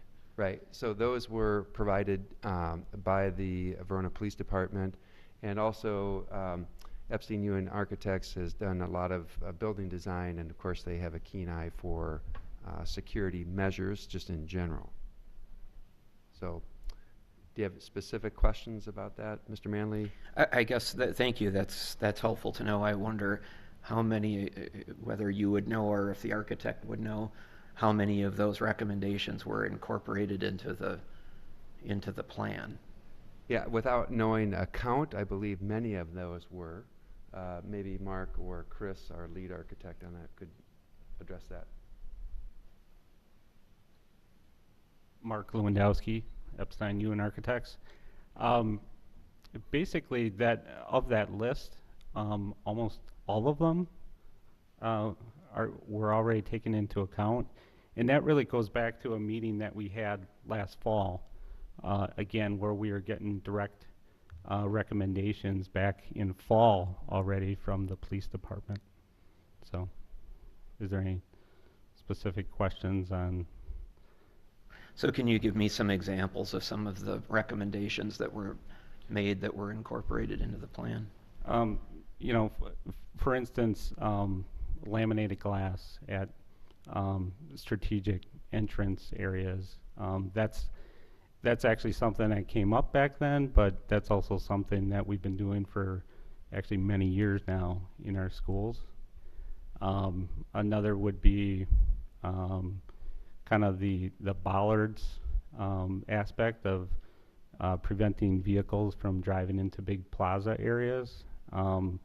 That is another aspect that we're actually looking at, possibly some concrete benching that would kind of do the same effort there. As far as security in general and cameras and access to the school building, check-in points, secure entryways. Without having that list in front of me, does anybody have that list in front of them? So, the list, thank you. The list included laminated glass at entrances, controlled access, check-in points are monitored, 911 panic buttons in strategic locations, guest wear visitor card, remote access to cameras, two-tiered fob system, if possible. Not exactly sure what that means. One safe room for staff to safely work during a critical incident. Traffic barriers, bollards, interior locks on all classrooms. Small windows on classroom doors can be covered from the inside. Can't be accessed from the outside. Allow us to peek inside or peek outside. Classroom windows that open far enough to allow for escape if necessary. All doors and windows numbered from the outside for public safety identification. Radio hardware, repeater type system to enhance public safety radios. Single stall bathrooms to prevent unwanted behavior. Parenthetically, fighting, drugs, sex, and hiding spots. Admin would have the ability to unlock emergency white hallways to create openness that could facilitate evacuations. Solid fire doors to compartmentalize areas, wings of the school. So I can say that laminated glass, for sure, we haven't revealed the locations of that. We like to keep some things a little under wraps so we don't give away all of our cards, but that is for sure planned in there. Controlled access, absolutely at the check-in points. I'm not sure I know what the 911 panic buttons are in strategic locations. We have been requiring guests to check in and go through our Raptor system, and they have identification. We have remote access to some cameras now. We would certainly have that going forward. I'm not sure I know what the two-tiered fob system is, so I can't even speak to that. One safe room, there is such a room designed. Traffic barrier and bollards, as Mark was referring to. Interior locks in all classroom doors. We've spent a considerable amount of time talking about door hardware. The windows in the classroom doors, again, that's a topic of much concern in the community and some staff, so that's what we've redirected our architects to take a look at, just demonic glazing in particular. Classroom windows won't open. They will not be operable. and that's to help control with our HVAC systems. All the doors and windows will be numbered. Radio hardware, we've spent quite a bit of time talking about that to make sure that there's penetration in the building, so for exactly that purpose. We do have single stall bathrooms for our transgender students and staff, and we've spent considerable amount of time talking about that. The hallways to create openness, facilitate evacuations. We have more evacuation routes now than we do in our current building. And then the compartmentalization, that's another security feature to limit intruders' access to other parts of the building. So we believe that the design has met all of those.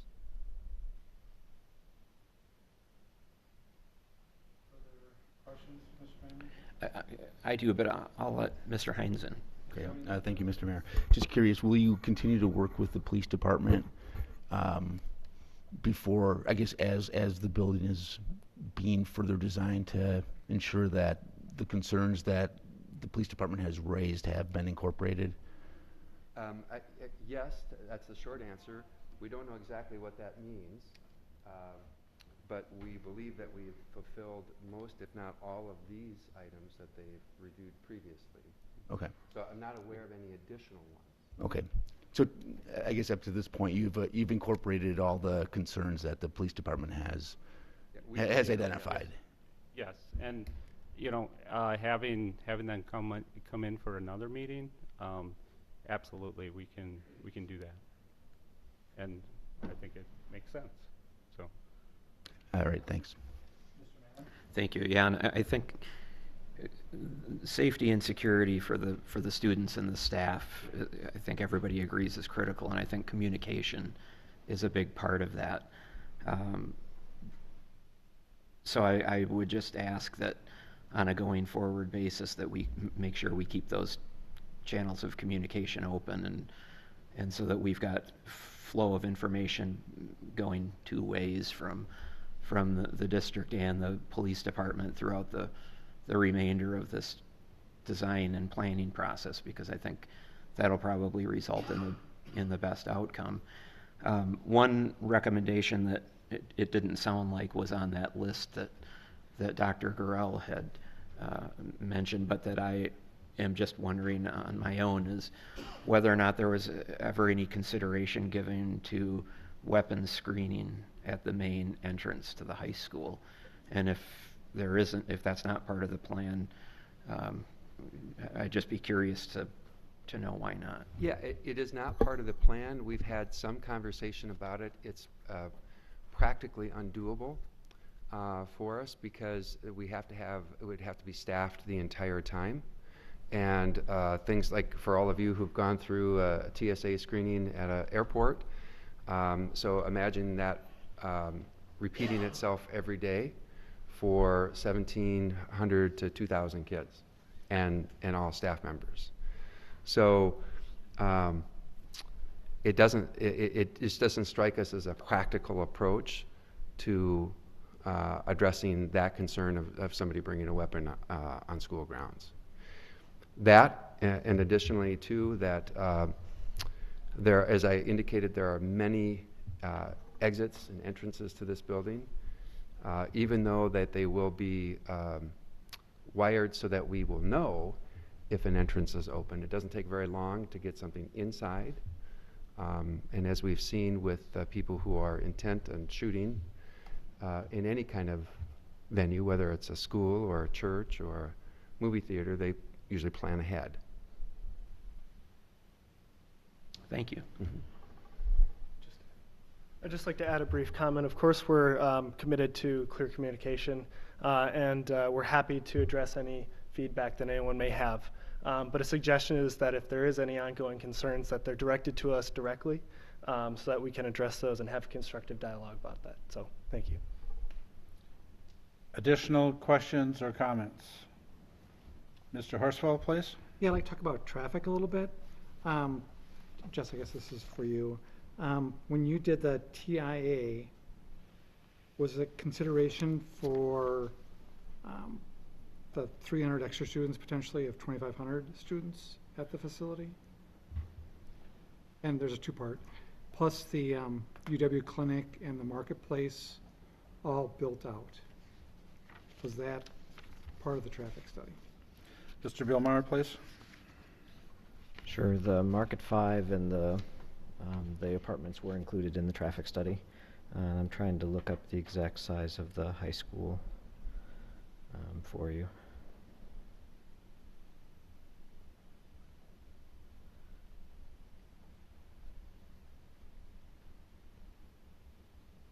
Let's see. The high school traffic was for 2,200 students. Any way you can speculate about the addition of the 300 students plus additional staff that might impact the traffic? Sure, so it'd be about 10% additional traffic for the 2,500. There's about 643 that they estimate would be coming into the site, so 10% more would be about 700 in. In terms of its effect on the intersections, they would be distributed over those 3 access points, as Adam mentioned earlier. So, yeah, say probably half of them at the main entrance and a quarter at each of the other 2 entrances. So maybe, what does it end up being? 30 cars at the main and 20 at each of the other entrances. Yeah, without doing an analysis, wouldn't be able to say exactly how that would affect it, but it would be about a 10% increase in traffic. Mr. Horsfall? And then during sporting events, the football field handles 3,500 persons if it's all the way to capacity. Has that traffic evaluation been looked at? It is not. And then Go ahead. one more comment. Adam, when we were talking about, you said that the Connector Road BB at some point was in the plan to be built as part of a connection there. I don't remember ever seeing it going over 151 like that. Was that, to me, that addition is the responsibility of the school, not because it was in an original plan. So any cost for that, I would think, should be bared by the school. Mr. Sarah? Sure, so that was identified in the comp plan. Of going over 151? It was, yeah. It was. We don't always follow the comp plan anyways, but, okay, thanks. Additional feedback, questions? Mr. Manley? Thank you. I just, one more question for the architect. And again, it goes back to the commitment, which I'm very appreciative of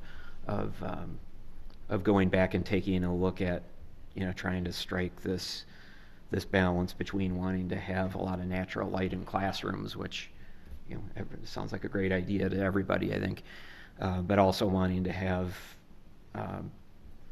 safety and security in mind, not just from an active shooter situation, but there are other instances where a lot of glass can be a problem, and tornadoes are one of those factors for sure.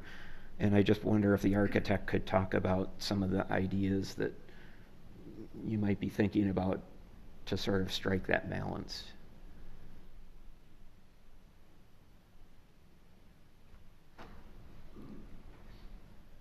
Good evening, Chris Michaud with Epstein Ewan. We have designated and designed a number of spaces within the building that we are using. These spaces are distributed throughout the building to accommodate inclement weather.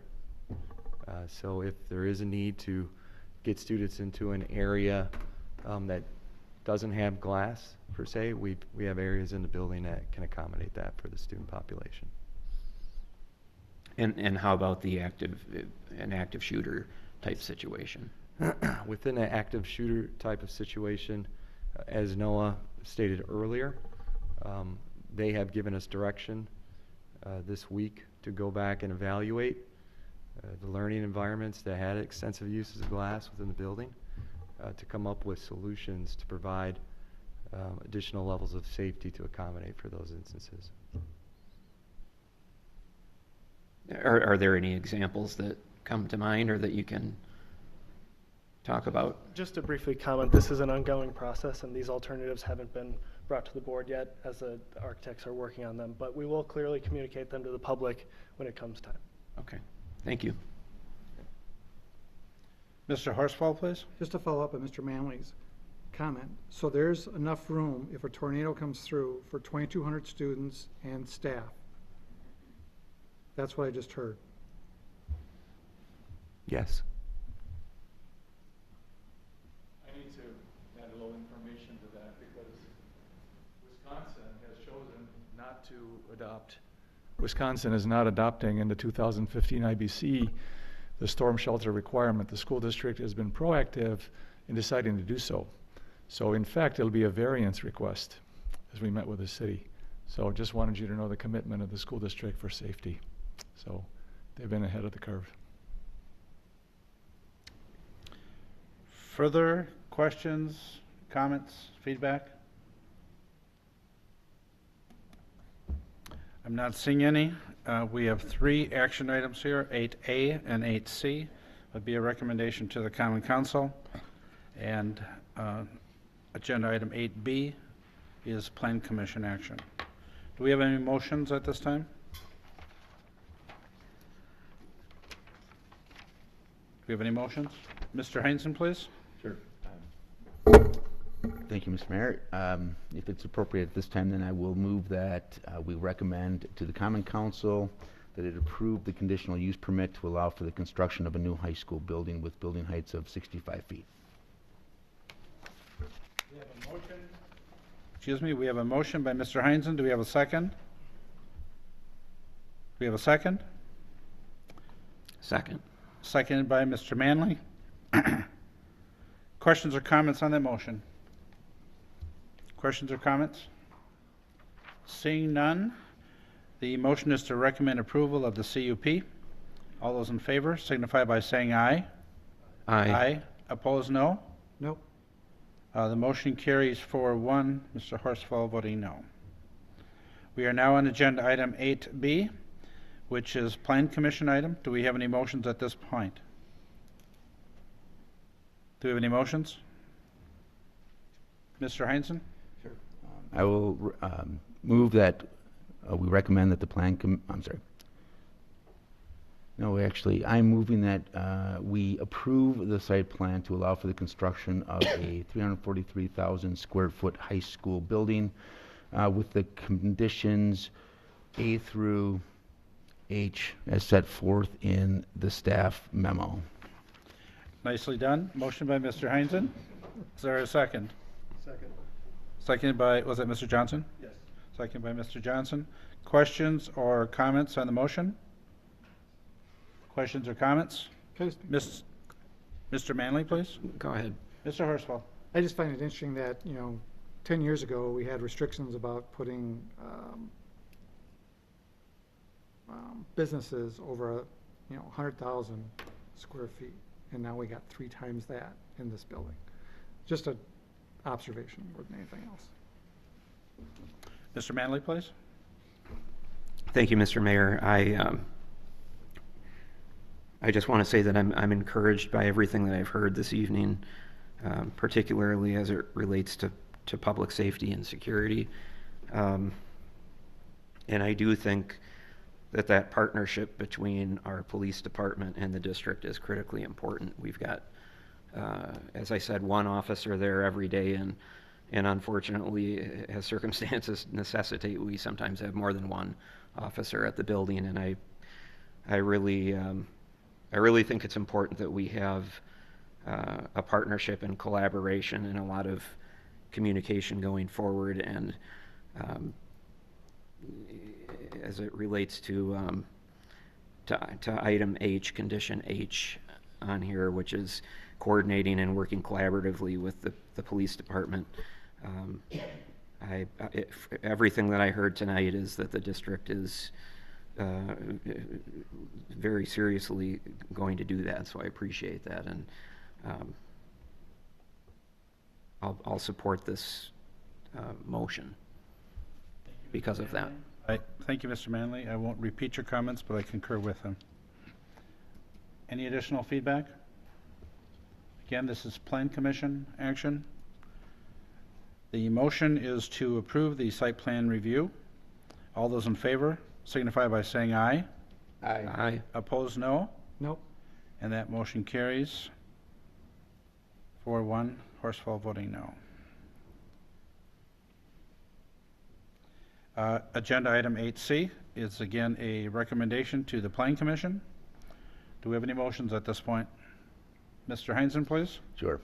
I will move that we recommend that the Common Council approve the certified survey map to create 3 lots and 1 outlot for the Urbach property and Verona Area School District property with the following conditions.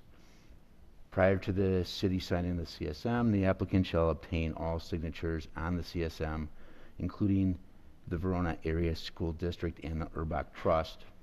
B, the CSM shall be recorded prior to the issuance of a building permit or building permits.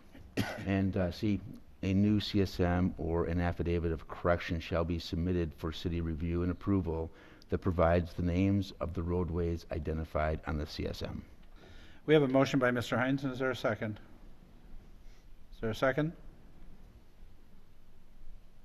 I'll second. Seconded by Mr. Manley. Questions or comments on that motion? Questions or comments? Seeing none? I have I'm one. sorry. Go ahead, Mr. Manley. I just one question about the debt. I forget which.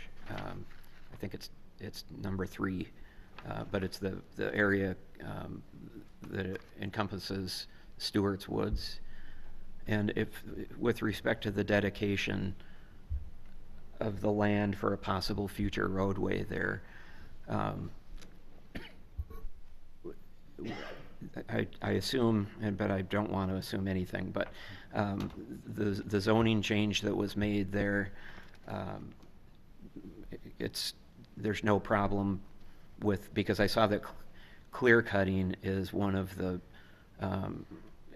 items in PI that I believe is not allowed. Is there any concern that cutting trees down in that area for a future road would be problematic? Nobody likes to see trees cut down, but sometimes, you know, you have to do it for infrastructure purposes. I just want to make sure that there isn't a conflict there. Mr. Sayre, please. No, so if that road were to be built in the future, we would have to change that outlot to actual right-of-way. And as part of that change, it would no longer have a zone. It's no different than the street in front of your house. It would just be considered right-of-way at that time. I think that is a valid comment, though, as, you know, if and how and when that road ever is built, I'm sure that's one of the items that will be brought up as part of that, just because you're right, you're going to have to cut a significant number of trees to accommodate that road. But the zone itself, no, that won't. It won't make a difference because of when it's ultimately built, it'll be converted to right of way, and then it has no zoning to it. Okay, thank you. Further questions, comments? If not, the motion is to recommend approval of the certified survey map. All those in favor signify by saying aye. Aye. Opposed, no. Nope. That motion carries. Mr. Horsfall voting no. All these issues that are recommendations to the Common Council will be on the Common Council agenda for next week, Monday. I'm sorry? Not the site plan. Yes, yes. We are on agenda number 9, which is a public hearing on a zoning text amendment to amend section 13-1-47, parent C, parent 2H, relating to the maximum living space requirements of residential homes in the community residential zoning district. Do I have a motion to open the public hearing? So moved. We have a motion by Mr. Horsfall. Is there a second? Second. Second by Mr. Manley. All those in favor of opening the public hearing signify by saying aye. Aye. Opposed, no. That motion carries. Mr. Sayre, if you'd provide the background, please. Thank you. The applicant is requesting an amendment to the community residential zoning district. The applicant is proposing to modify the requirements of the district to increase the maximum living area requirements of the code. Currently, the requirements are for a single-family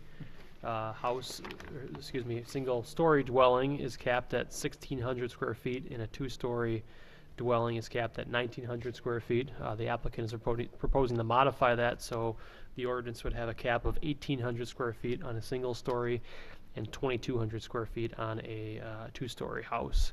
This requires, any zoning text amendment requires a public hearing before the Plan Commission, and the Plan Commission makes a recommendation to the Common Council. Thank you, Mr. Sayre. Is there anyone from the public that wishes to speak on this agenda item?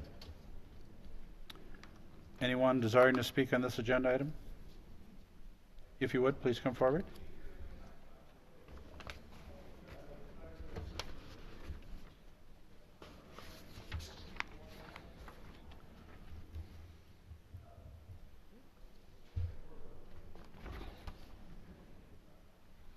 Good evening. My name is Crystal Martinez. I live at 205 North Jefferson. I would just request some clarification. Sorry, could you repeat what the numbers were again? And I guess I'm just asking for a better understanding of the nature of the request. If you can clarify. Sure. So the request tonight is from the applicant to modify the maximum living space requirements for properties that are zoned community residential.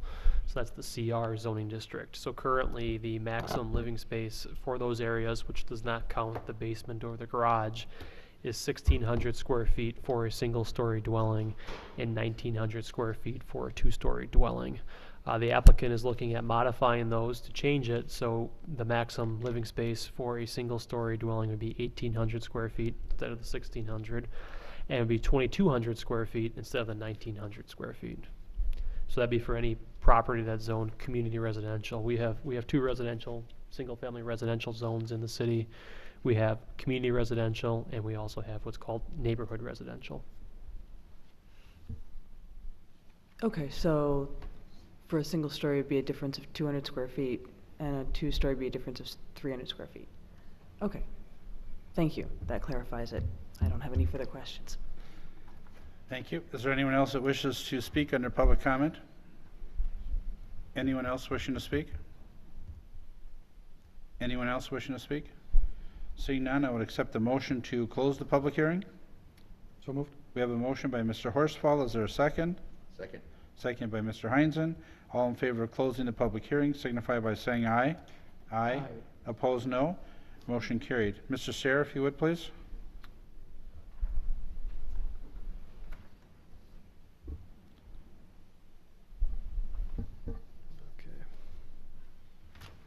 Thank you. So the applicant is requesting to modify the zoning ordinance as outlined during the public hearing.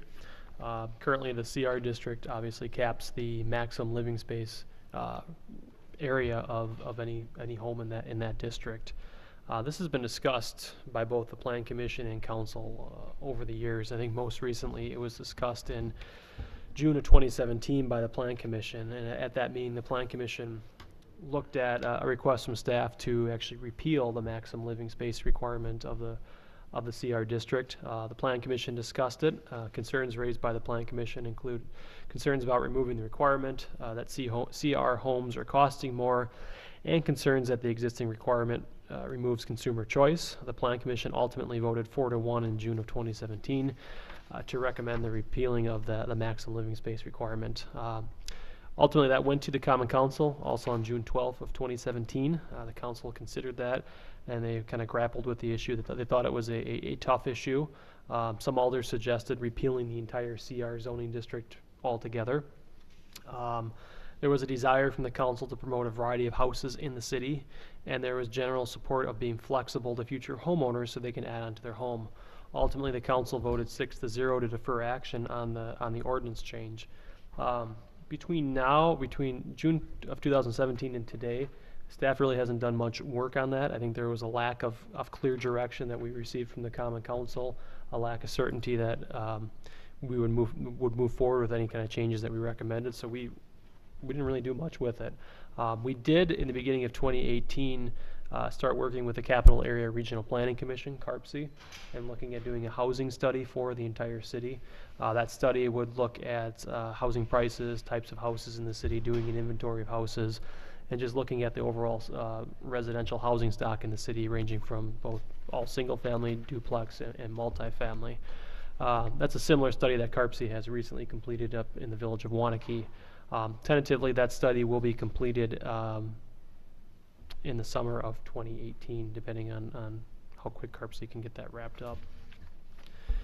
In your packet, in your report, in our staff's report, we did have some data that staff pulled together as of August of 2016, looking at housing prices, estimated values. I think in general what we found were that properties that are zoned NR, neighborhood residential, are selling for a higher price than CR homes. We also broke it down to a per square foot basis. I think what we saw was either there's no difference or there's a slight difference between the price per square foot of a CR and NR home. I think if there could be an argument made that the CR price per square foot is actually slightly more than the NR's price per square foot based upon what we found. In general, the data indicated that larger homes cost more than smaller homes. Homes that are NR are approximately 700 and 900 square feet larger than CR homes. The CR district, as outlined in our staff report, was created in the year 2000. It was an attempt to promote more affordable single-family detached housing in the city. That was the intent of the establishing those requirements at the time. There were some changes made to it, kind of the initial part of it. Initially, the basement and the garage were being counted towards the square footage. That was actually codified and broken out to exclude the basement and garages from that square foot calculation. In your packet or at your station before you, we did have an email from the applicant just kind of outlining the reason and the purpose of making the request tonight.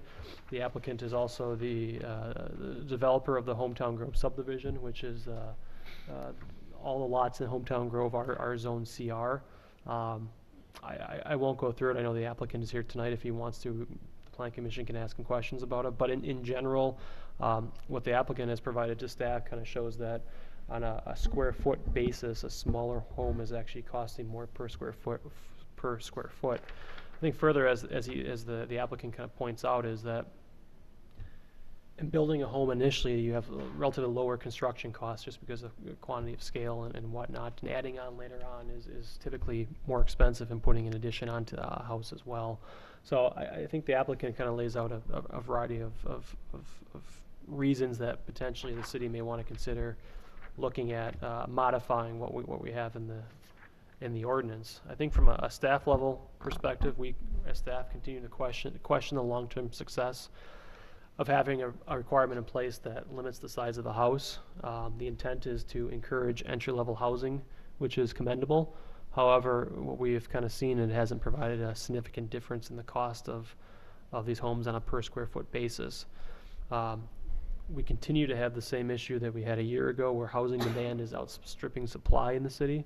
This is creating housing challenges for anyone looking to buy. It also creates challenges for anyone looking to move. So if you have a CR house and someone needed to add on to it for whatever reason, and they couldn't because of the size restriction, it's hard to move to be in the neighborhood that you're in or be in the same school that your kids are going to. So it has created some challenges. During the discussion of this item last time by the council did suggest to staff in creating an exemption to the maximum size once a house is constructed and completed after a set period of time. This is something that staff would strongly advise against, trying to make some type of exemption to this. It'd be tough for us to track it, and secondly, it's already confusing for property owners that they can only build to a certain size. I think putting an exemption on top of that layers is going to be more additionally confusing. Further, if you're having an exemption process, we have to put some criteria in place that would establish approving or denying an exemption to the maximum size. I don't know what those criteria would be. I think if we're going to consider looking at the square footage requirement, it should be looked at as the whole district as an entire whole versus an exemption by exemption basis. So Staff is still comfortable with repealing the overall requirements, but we're also supporting the modifications as provided by the applicant tonight. We did go through the zoning text amendment findings of facts, and we find that the request does meet the requirements of the ordinance. So with that, staff recommends the Plan Commission recommend to the Common Council approval of the zoning text amendment to section 13-1-47 parens 2H relating to the maximum living space requirements of the CR zoning district. The applicant is here tonight, and I'm sure he'd be happy to answer any questions that the Plan Commission has. Thank you, Mr. Sayre. With that, questions, comments, feedback?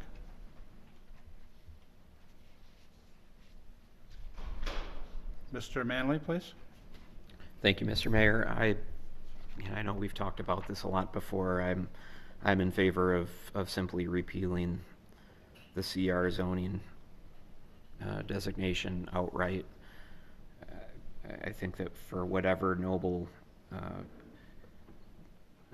intention there was in creating it in the first place, that really hasn't in practice resulted in any kind of meaningful difference in the affordability of newly constructed housing, certainly not from a cost per square foot standpoint anyway. I think given that it's better policy to just allow people to build the size house that suits their needs, consistent with our neighborhood residential zoning requirements. And that's where I would like to see this go. If there isn't the political will to do that on the Common Council, I guess this is a reasonable intermediate step between repealing it and maintaining the law as it currently is. So I'd be supportive of making this change. Thank you, Mr. Manley. Other feedback? Mr. Horsfall? Actually, I was turning my mic off. Oh. But I'm the one that goes against this, so we've talked to him, blew him in the face, so I'm not going to continue the discussion. I'm not in favor of it, so. Thank you. Other feedback? Mr. Heinzen, please. Sure. Thank you, Mr. Mayor. I'm not in favor of just removing it entirely, but am in favor of increasing the size, consistent with what's in the report. Thank you, Mr. Heinzen.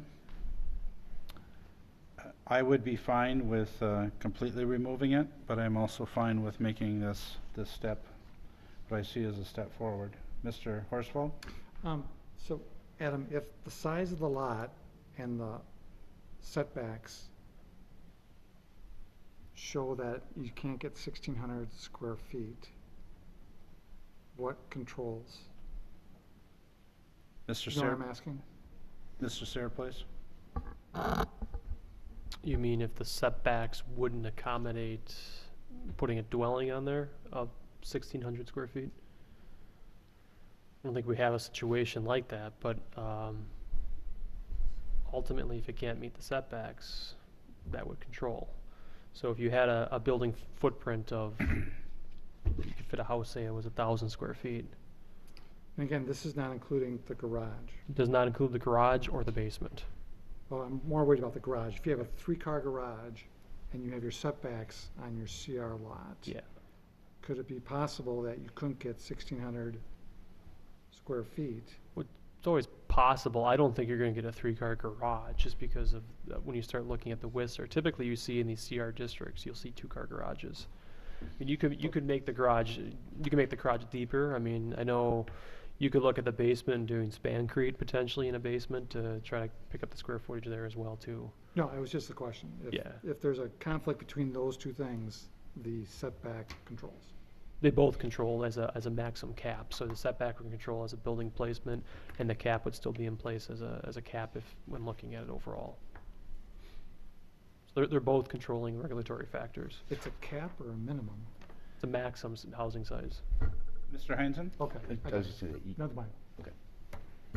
I've got it. Further questions, comments, potential motions? Questions, comments, potential motions? Mr. Manley, please. I'll make a motion to recommend that the council approve the proposed change to increase the single story maximum to 1,800 square feet and the two-story maximum to 2,200 square feet as proposed. Did I get that right? Was it 1,900? 1,900, I believe. 1,900 and 2,200. Mr. Sarah? It's 1,800 and 2,200. So I had it right the first time. Oh, it is, I see it down here. All right. So 1,800 and 2,200. We have a motion by Mr. Manley. Is there a second? Second. Second by Mr. Heinzen. Questions or comments on the motion? Seeing none, all those in favor of that motion signify by saying aye. Aye. Opposed, no? Nope. And that motion carries. Mr. Horsfall voting no. We are on agenda item number 10, which is discussion and possible action regarding a certified survey map to create one lot at 116 Paoli Street. Mr. Sayre, please.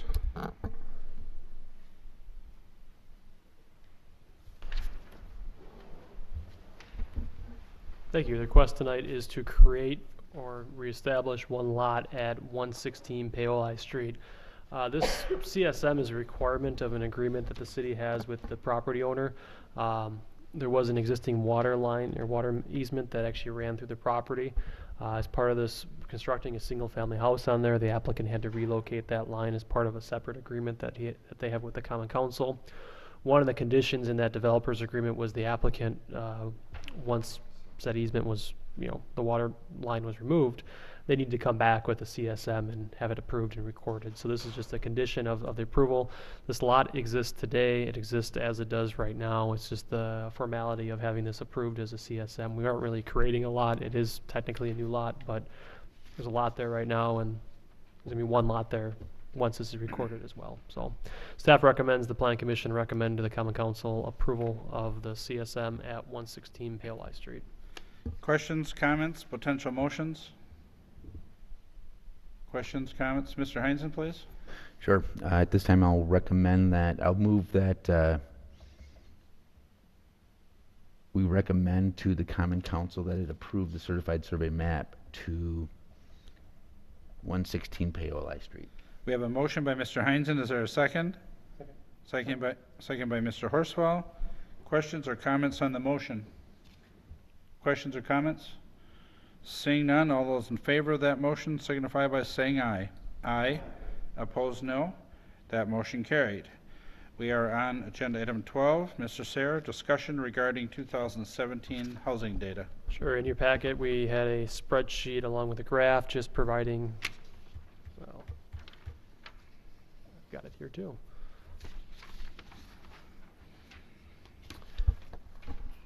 We have the housing data from 2017. In 2017, we issued 63 single-family permits. Those are for new single-family houses, and we issued permits that resulted in the start of 35 multifamily units as well. So 63 is kind of consistent with what we did last year, but we had this on the agenda last year as well, just as an update to the Plan Commission to kind of make you aware of what's going on in the city. I'm kind of diving into the next topic, but housing kind of dovetails into some other projects we have, coming up here. Currently under construction right now for single family, we have the Hometown Grove subdivision, which is south of Glacier Edge. We have the Cross Point Estates subdivision. It's a smaller 11-lot subdivision that's just south of Cranston Electric on 9 Mountain Road. And we also have Kettle Creek North, which has phase 1 that is actively being built and constructed with homes right now as we speak. Additional projects as we kind of look forward here. Obviously, we have the North Neighborhood conversations coming at some point with future housing and multifamily and commercial in that area. From a multifamily standpoint, we have the Lincoln Street Apartments, which have been discussed tonight. We also have the Sugar Creek Commons development, which is on West Verona Avenue, and they are targeting a summer start date of that project. And then we have the Legacy at Knoll Manor, which is 32 memory care units, and they're looking at a potential spring starting construction of that. And then we have the senior housing project on North Main, which potentially has a starting time here in 2018 as well too. So I'm not going to make a prediction on number of permits for single family or multifamily, but if I had to guess on single, it's probably be pretty close to what we did last year, I'd imagine. But a lot of factors go into that as well, like interest rates and whatnot as well too. So I'd be happy to answer any questions, but we'll keep doing this on a yearly basis. And if you guys ever want to talk about it at a mid-year point, just let me know and we can pull the data and put it in the agenda. Any questions on the information that Adam just mentioned? Mr. Horsfall, please. Just an observation. It's interesting that the number of single-family homes is going down or stable, yet our school projections are higher. This is just Verona, but you never know what Fitchburg is doing. Just an observation. Yeah, Fitchburg's doing a lot. I know that. I don't have their numbers, but I know they have a lot going. I think our numbers are gonna. I think there's potential it's gonna creep up here. We kind of went down a little bit, I think, in 16 and 17, just because Scenic Ridge is virtually out of lots. Cathedral Point is on their last phase this year. I think we have a supply going forward, but yeah, Fitchburg I know has done a lot of growth and development.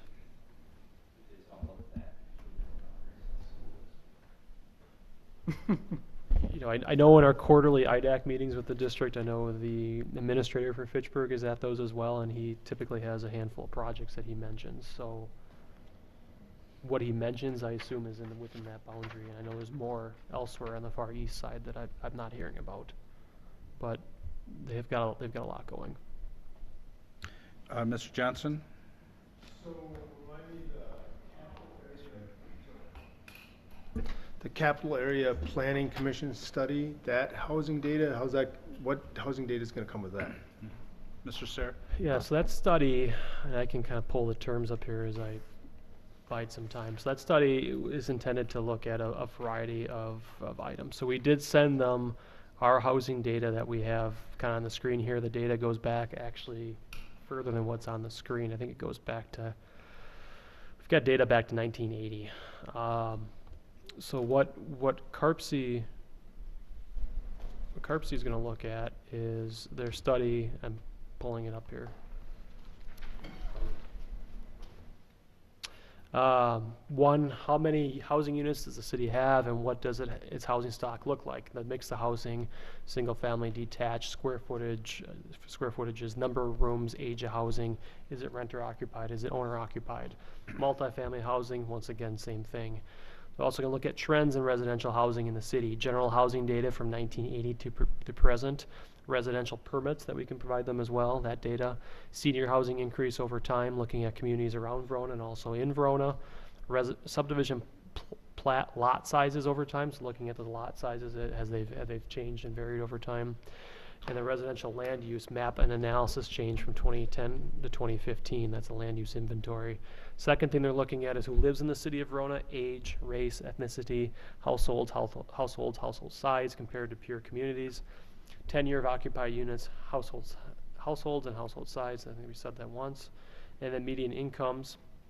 And then how much does housing cost in the city of Verona? Looking at assessed values of potentially the CR and the NR districts, vacancy rates if that's available, looking at potential zip code analysis of how much data we have. Is there analysis we could perform on that? Rental rates, housing and transportation costs, looking at development costs, and then also cost burden and the affordability gap. So it's general to look at all those issues and see what kind of data we can pull forward and what information we can glean from that. And the intent is once that study is done, we'd have CARPC come in and present that to the Plan Commission and potentially Council. Mr. Sayre, I'm not sure if we shared the Wanakee study with the Plan Commission, but we do have it electronically, so we could send that to each of the Plan Commission members so you could see something similar to what we're looking at. Mr. Sayre, go ahead. Did you have anything else on or the next agenda item? Scott's Okay, I'm sorry, Scott?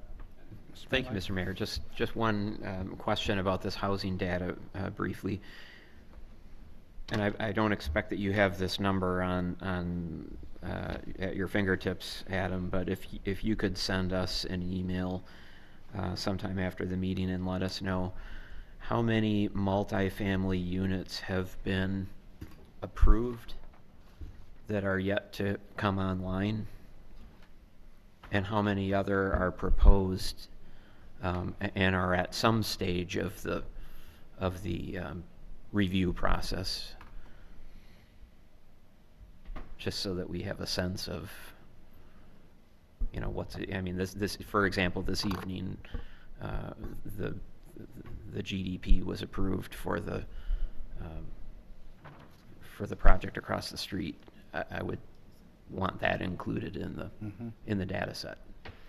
Yeah, I can put together the number of which projects, identify the projects based upon unit location, and then number of units, which ones are, there's one under construction right now, and then look at other ones that we've approved and other ones that maybe are in the process, and just get you a number count. That's easy to do. Thank you. Next agenda item, Mr. Sarah, please.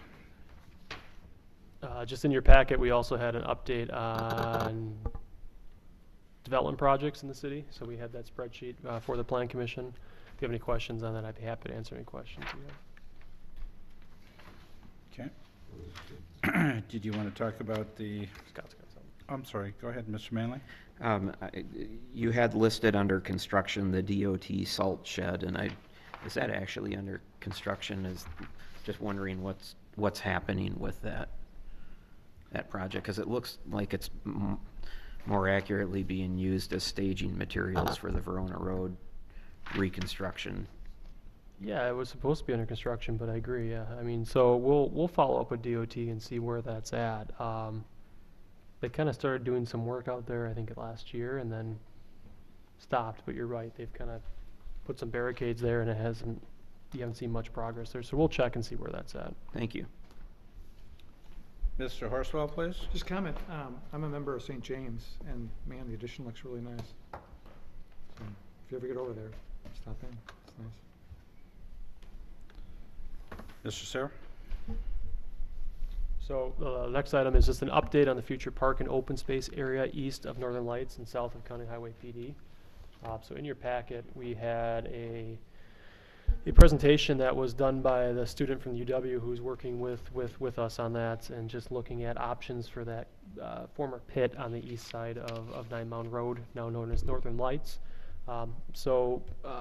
We don't need to go through it in great detail tonight, but this was presented to the park board a week and a half ago, 2 weeks ago approximately, just kind of for feedback and looking at some of her ideas. So what she's kind of looking at is utilizing the space as both athletic fields. We have some utility needs in there as well too, potentially for a future substation in that area, but also a potential booster station of some type. It's the plow.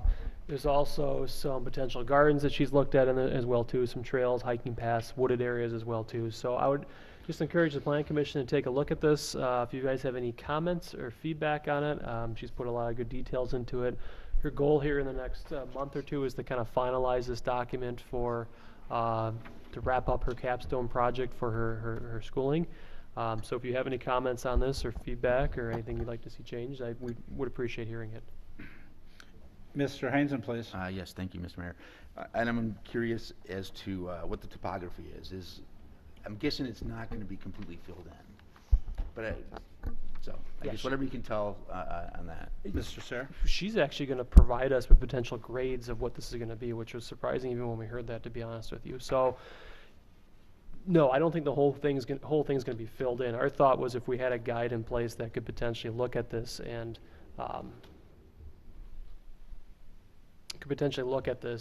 try to determine, is how we need to fill it, how we could potentially use it in the future. It would be beneficial to us, but she's going to provide those types of elevations potentially, how that could look. And the intent of this is just be a guide going forward in the future, because ultimately the filling of this could take 20, 30 years. But at least if we have something in place of a general idea what we want to do with it, that we can hopefully fill it correctly and not, you know, do it twice, I guess. But yeah, she's going to provide the elevations. That's great. Mr. Manley, please. Thank you, Mr. Mayor. The only thing that I guess threw me off a little bit was, I guess it's page number 5 of the, and it identified areas in the north neighborhood, A, B, and C, and then had, for B and C, what looked like examples of what single-family and multifamily housing would look like in the north neighborhood, and I don't even know that the picture associated B even looks like single-family housing to me. But I guess I just didn't think it was an appropriate inclusion for a sort of a study of how you might do, you know, use the quarry once it's remediated. Yeah, I mean, that's one thing that staff was gonna give her feedback on as well. I mean, I think it's good holistically to look at the overall picture, but I think some of the images we're gonna, some of our comments as well too, of just making sure they're consistent with what we've adopted in that neighborhood plan already and what we're looking at right now with the developer. So, I agree, but we'll get that updated. Thank you. Any additional feedback for Mr. Sayre? Seeing none, next agenda item, do we have any reports or comments from plan commissioners? Mr. Horsfall, please. So it's on the 3rd, correct? 4th, it'll be on the 4th. So our next meeting is the 1st. We have an election on Tuesday. Correct, Ellen? Yes, okay. Yeah. So it would be on the 4th, so it's the first Wednesday of the month. Oh, it is, okay. I can send out a reminder if that's. Yeah, I know you sent out all the Yeah. dates, I just couldn't quite remember. Any other comments or questions, Mr. Horsfall? I don't know how the other plan commissioners feel, but this size plan set, I didn't think was necessary. I mean, this is huge Yeah. compared to what we, 11 by 17. We usually give you, yeah, I know. And the problem with the scale of that project, it was gigantic. I mean, that was the challenge, and we had the same issues loading as well, but if the information's submitted, we don't reduce it, so. They were having a hard time getting the detail with the same breath of not getting it so small you couldn't read it. Right. But yes, I think everybody Okay. agrees. Not seeing any other comments, a motion to adjourn to April 4th is in order? Yes. We have a motion to adjourn? So, We have a motion by Mr. Manley, seconded by Mr. Heinzen. All in favor of adjournment signify by saying aye.